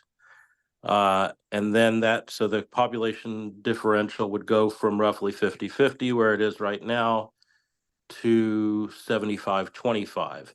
At that point, you have a super majority of Arabs, and then it becomes a 23rd or 24th Arab Muslim state. So I guess my question to Samir is, how many states should Jews and Christians be allowed to have? Because you've already destroyed the Christian state of Lebanon. You've already taken over that with Islam. And you did it violently through a 20-year civil war where most of the Christian population now lives around the world, has fled for their lives. And that was supposed to be the Christian protectorate. This question is not to our professor. I don't want to get into a personal discussion here between you and him. Do you have a question to the professor? Well, I can answer. I think the professor, I hope the professor knows that Islam does this. They expel Christians, they expel Jews, and they take over. And they've already done it to Lebanon, and they've made it very clear that that's what they want to do to Israel. All you have to do is read the quotes from Hamas and the PA, the supposed moderate peace partners. This is what they want. So of course we're going to fight back. That's not true. Look at there are Christians living in Gaza. There are Christian churches in Gaza. There are Christians in the West Bank. Exactly. Professor Ashkenazi, do you have any? Professor Ashkenazi, do you have any response? You kept what, 1,000 or 2,000 Christians in Gaza as tokens? Okay, Please, give me a Professor break. Ashkenazi, do you have any response to what is being said about Islam and Judaism not being able to be compatible with each other? I think that we know from history that it can happen. We know that from history that Islam had, very deadly acts. We know from history the Jews also were violent and are capable of being violent. If you cherry pick from Jewish religious texts and Jewish political parties today, you will see that they have similar violent objectives. The question is what you choose to accept and what you think is a way to deal with that. And if the way to deal with that is, they're all the same and there's no one to talk with, you are destined to an eternal war. If you want to be part of this eternal war, that's fine. It's your decision. I think that it can be avoided. I think that we can find the right people to talk with them and to get a solution that people can live with. All right, I think there's a possibility for we peace have too. an order here. Let's go to Tal Oron. Tal, you raised your hand. If you want to make a comment or question, please raise your hand. Tal. Yes, I have a question. What do you think are the steps that have to be done preceding this plan of yours? Do we need 2 states to have parliaments, democratic parliaments? How would it practically happen? Are you asking me? Yes. The answer is ultimately we can have this within 1 year if we have an election. We need preparation for the election. We need, in my opinion, $100 million to implement the election platform and to explain to the people of Israel and Palestine the benefit of a common federal government, and that could be implemented within 1 year if we have the funding to do that. But who will let you have an election in Israel and Palestine? The election will take place mostly online. So the people of Israel and Palestine will have the election. It will be set up independently of the Israeli and the Palestinian government, whether or not they agree to it or oppose it. It would be created. You know, before we had a democracy, we had a king, and the king did not want to have an election, but the election was done regardless of the king, in spite of the king. With power, with arms. No, the election was conducted independently of the king. The king had the horses, the soldiers, and the weapons, but we were able to implement democracy regardless of his physical, military, and political power. Okay, I'm not sure how it was done, but okay, thank you for the answer. All right, let's go to Nasir. Nasir, do you have a question? Yes, I have a question for Professor Ofer. You had mentioned that on both sides you had the collapse of negotiations, and it was due to Palestinian rejectionism. And I want to ask you, the path forward to like a settlement, like Palestinians don't have a democratically elected government. They have basically a leader who can make a decision, negotiate on their behalf. מוישה, אני אגמור את הביצים ואני אבוא לדבר איתך. אוי, אני חושבת שאני where with the Israeli society is, if you look at, for example, Ehud Barak's plan was tossed aside when Ariel Sharon came to power. The Olmert plan was tossed aside because, we can say that Abbas didn't accept it, but afterwards negotiations couldn't continue because Netanyahu came to power. We have clear indication, Netanyahu's own statements, that he was the reason why there's no two-state solution, that he proudly says that. And, so what I feel is that even if we came close to a solution, it could be so washed away because a new Israeli government is voted in and say, we don't have nothing to do with those negotiations. So that's the first part of my question. The second part is regarding the Israeli public. Like what Jason said earlier, it reflects something that many Israelis believe, that you have 23 Arab states. That's like saying we have 23 Spanish-speaking states, and that Guatemala is the same as Spain and Argentina, which is ridiculous because I'm a Palestinian, I speak Arabic, my culture is not Moroccan, nor is it Algerian, nor is it UAE.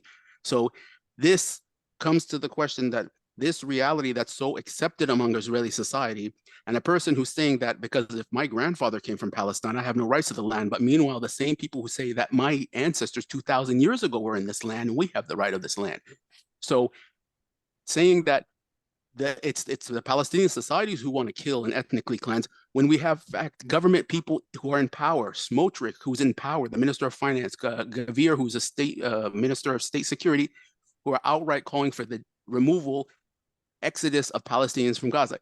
People who are in power now are doing this, exactly what Jason is saying that Muslims are doing in Lebanon, which never happened, by the way, because that's not what happened in Lebanon. So is the Israeli public ready to move forward? Can it succeed with their current political system? Thanks, Nasir. Let me just say a few things about that. It's a legitimate question, but first of all, to the part of not accepting the previous government's agreements, this is historically not true. Even when Netanyahu was elected, he declared that he is obligated by the previous government's agreement. I don't think he was doing it very happily, but I don't think he could. Because it's a democracy, you can't just declare that previous agreements do not have no jurisdiction anymore. This is how democracy works.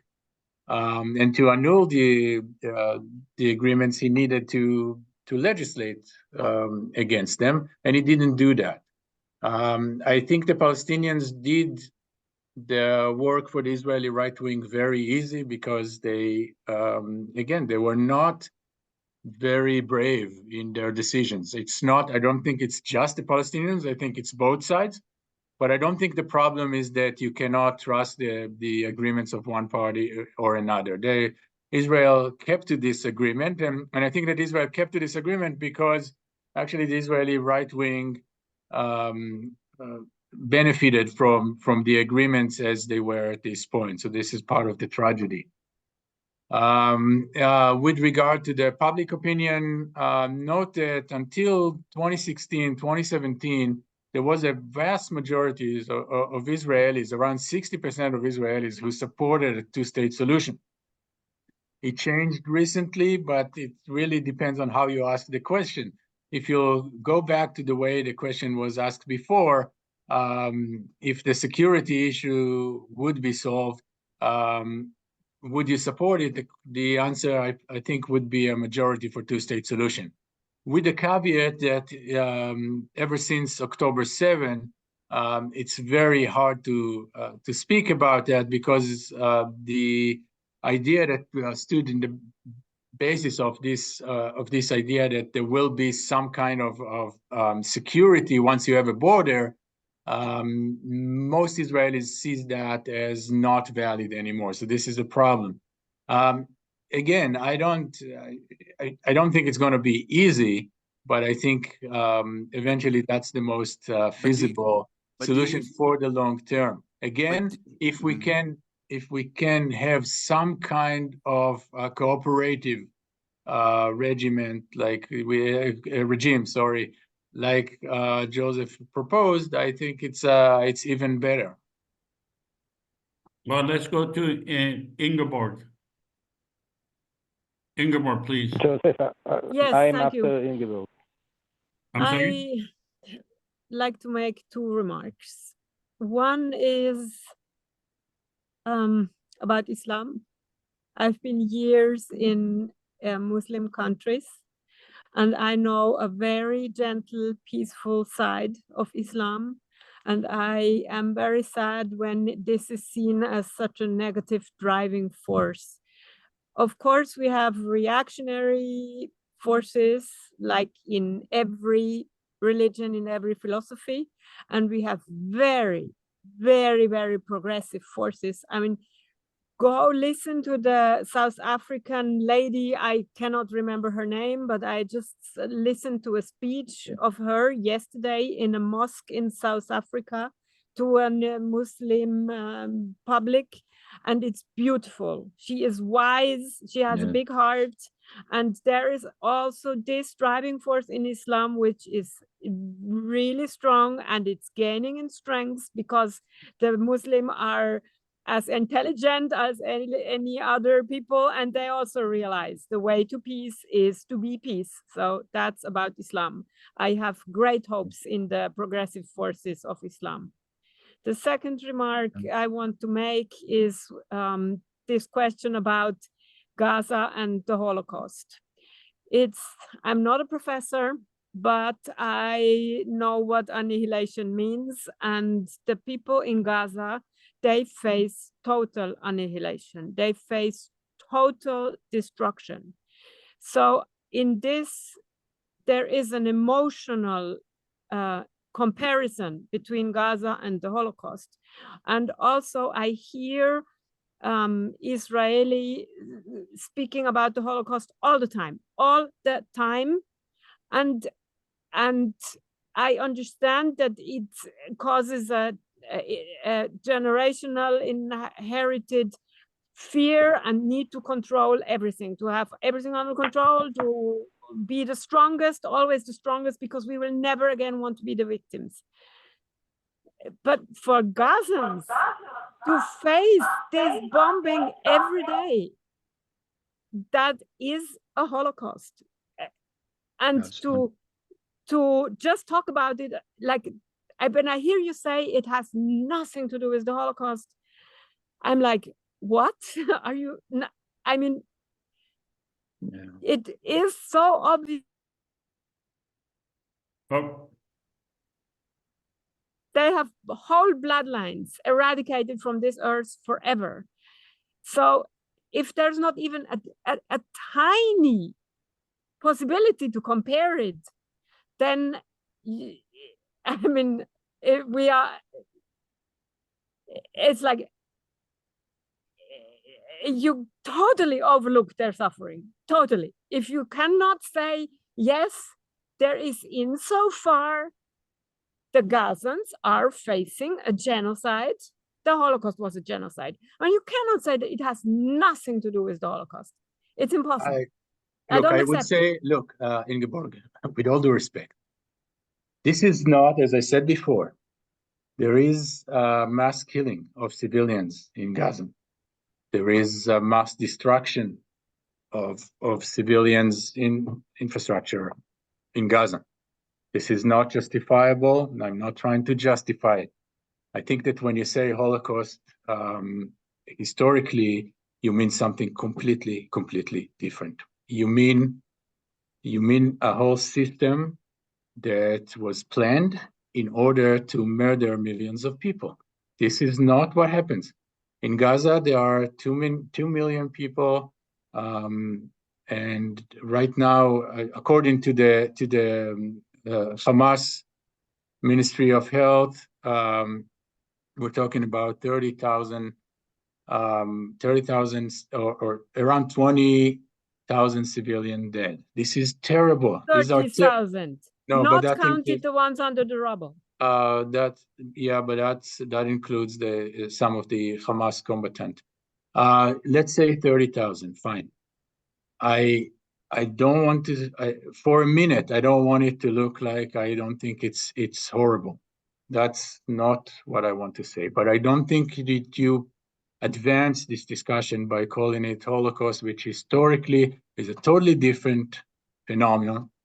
It has different, and it's totally, it's not to understand, not what the Holocaust was and not what's going on in Gaza. This is mass killing of civilians. This is not, has anything to do with the planned killing of millions during the Holocaust. And I think that it's not supporting the Palestinian cause by saying that, because no one will take you seriously. This is totally something else. You are not taking me seriously. That's what you're saying. And that you cannot see how Gazans face their complete destruction. Complete. Why do you say that I can't see it? I do. No, this is not complete destruction. I'm not, again. Yes, it is. They are facing famine. They have no water, this is terrible. This is terrible, and it develops to be even more terrible. They are killed. Yes. In Rafah. This is terrible. This is why listen to yourself instead of being so hysterical. If they didn't have any water, they'd all be dead. Now, unless my calculator is a Jewish conspiracy from a Zionist, my calculator just said if 30,000 civilians have died, that is 1.3% of the population. 1.3% of the population. 70% of the Jewish population worldwide was killed in the Holocaust. So no, it's not a valid comparison. There have never been ovens in Gaza, and we as Israelis do not want to kill all Palestinians. I don't want to kill any, and I never have, and I never will. It's not you.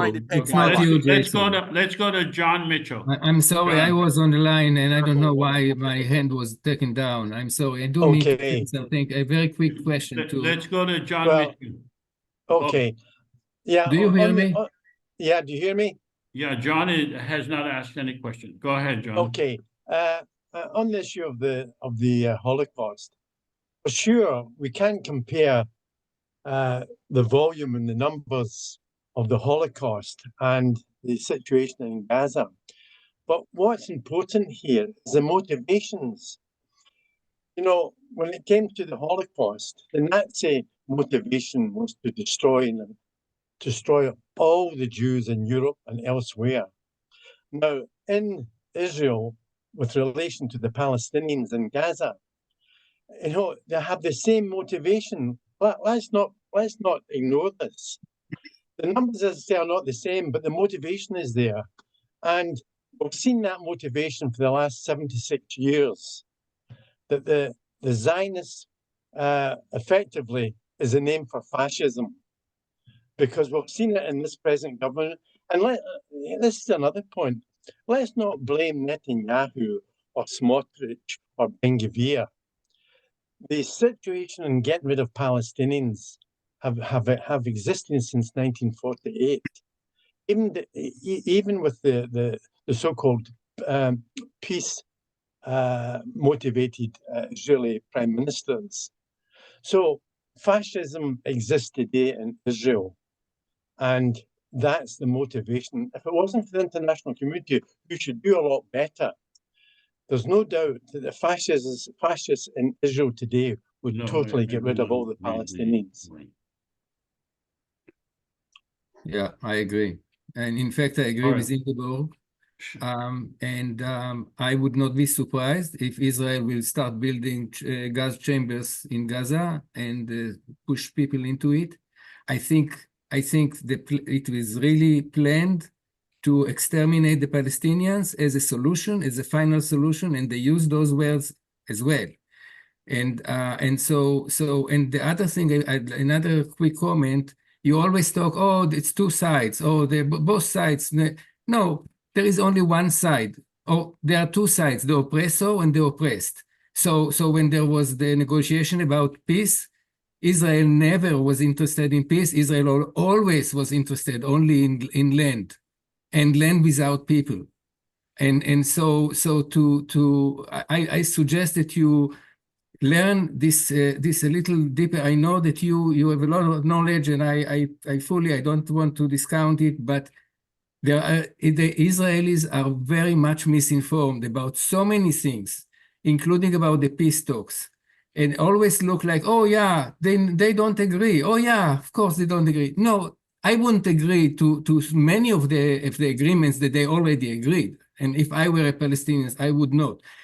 But they agreed and agreed and agreed, and even Hamas wanted to negotiate. Hamas wanted. I mean, it is a big lie to say that all they want is to destroy Israel. It is a lie. Of course they want. Yeah, we also want. But they were ready to talk many times, and we never wanted to talk with them. The Israel governments always wanted the other side to be very angry and very violent, so that they will justify, oh, you want to live with them in peace? Look at them, look at these barbarians. Always the same scenario. That's my view. Let's give Professor Ashkenazi last word. We are way over the 2-hour limit. Let's give Professor Ashkenazi your last word, and then we'll close.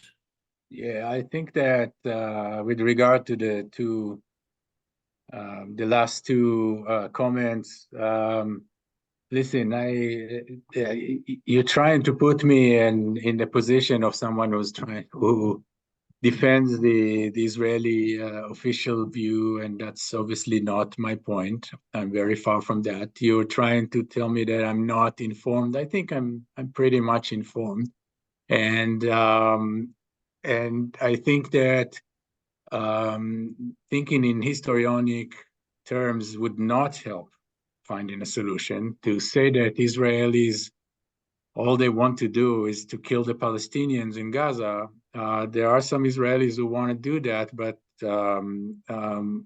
and what Israel has done in Gaza right now is terrible again. But if Israelis would like just to kill everyone in Gaza, they could do that. They didn't do that. I don't.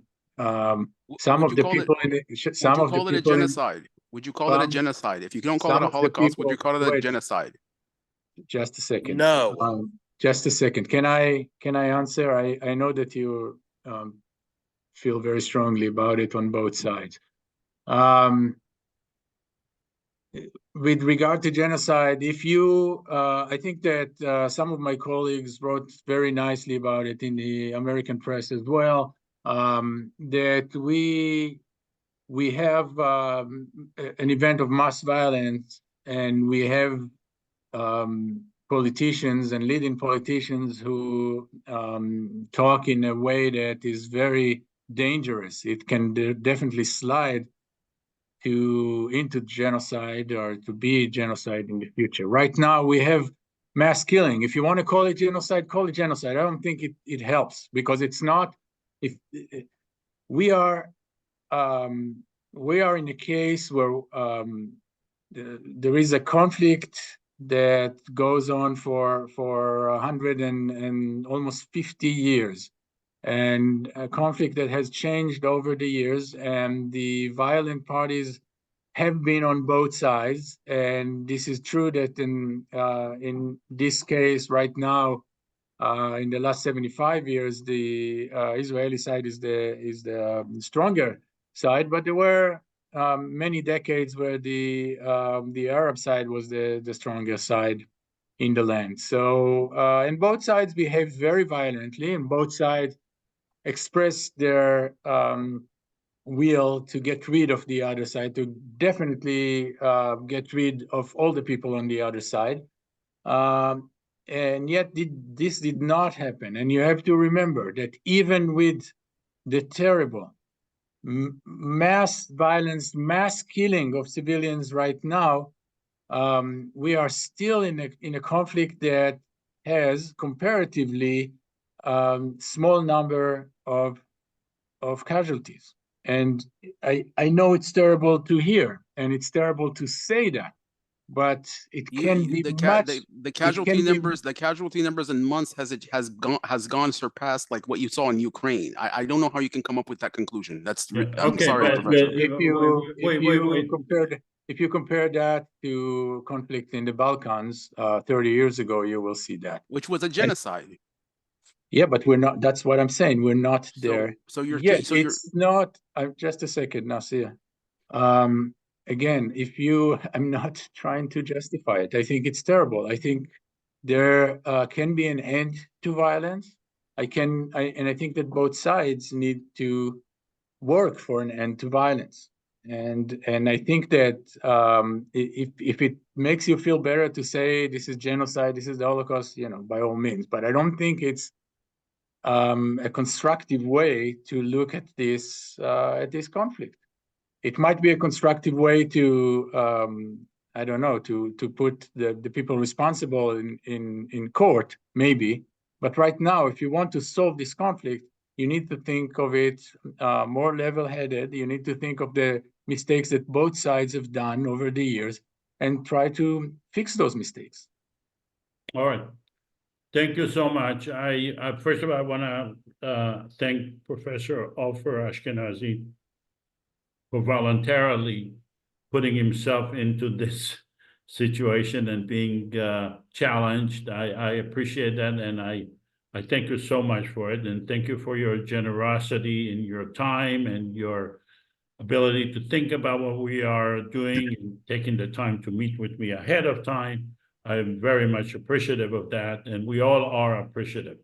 I think that at the end of the day, we are all for peace. We are looking for ways to make peace. We are becoming more and more honest with each other, and that's very, very encouraging. We don't agree on everything, but we are becoming more honest with each other, and that's very important. So I want to thank you. Ceasefire now. We agree on that, all of us. Yeah, and the fact that the Jewish state is bad for the Jews. I agree. All right. So thank you so much, Professor Ashkenazi. Thank you all for coming. Thank you. I hope you come to the next simulations. We're going to have a lot more simulations. Take care. And thank you, Olivia. Good to see you. Thank you. Nice to see you too. Yeah, and thank you all Take care, for Joseph. coming. And we'll hope to see you next time. Of course.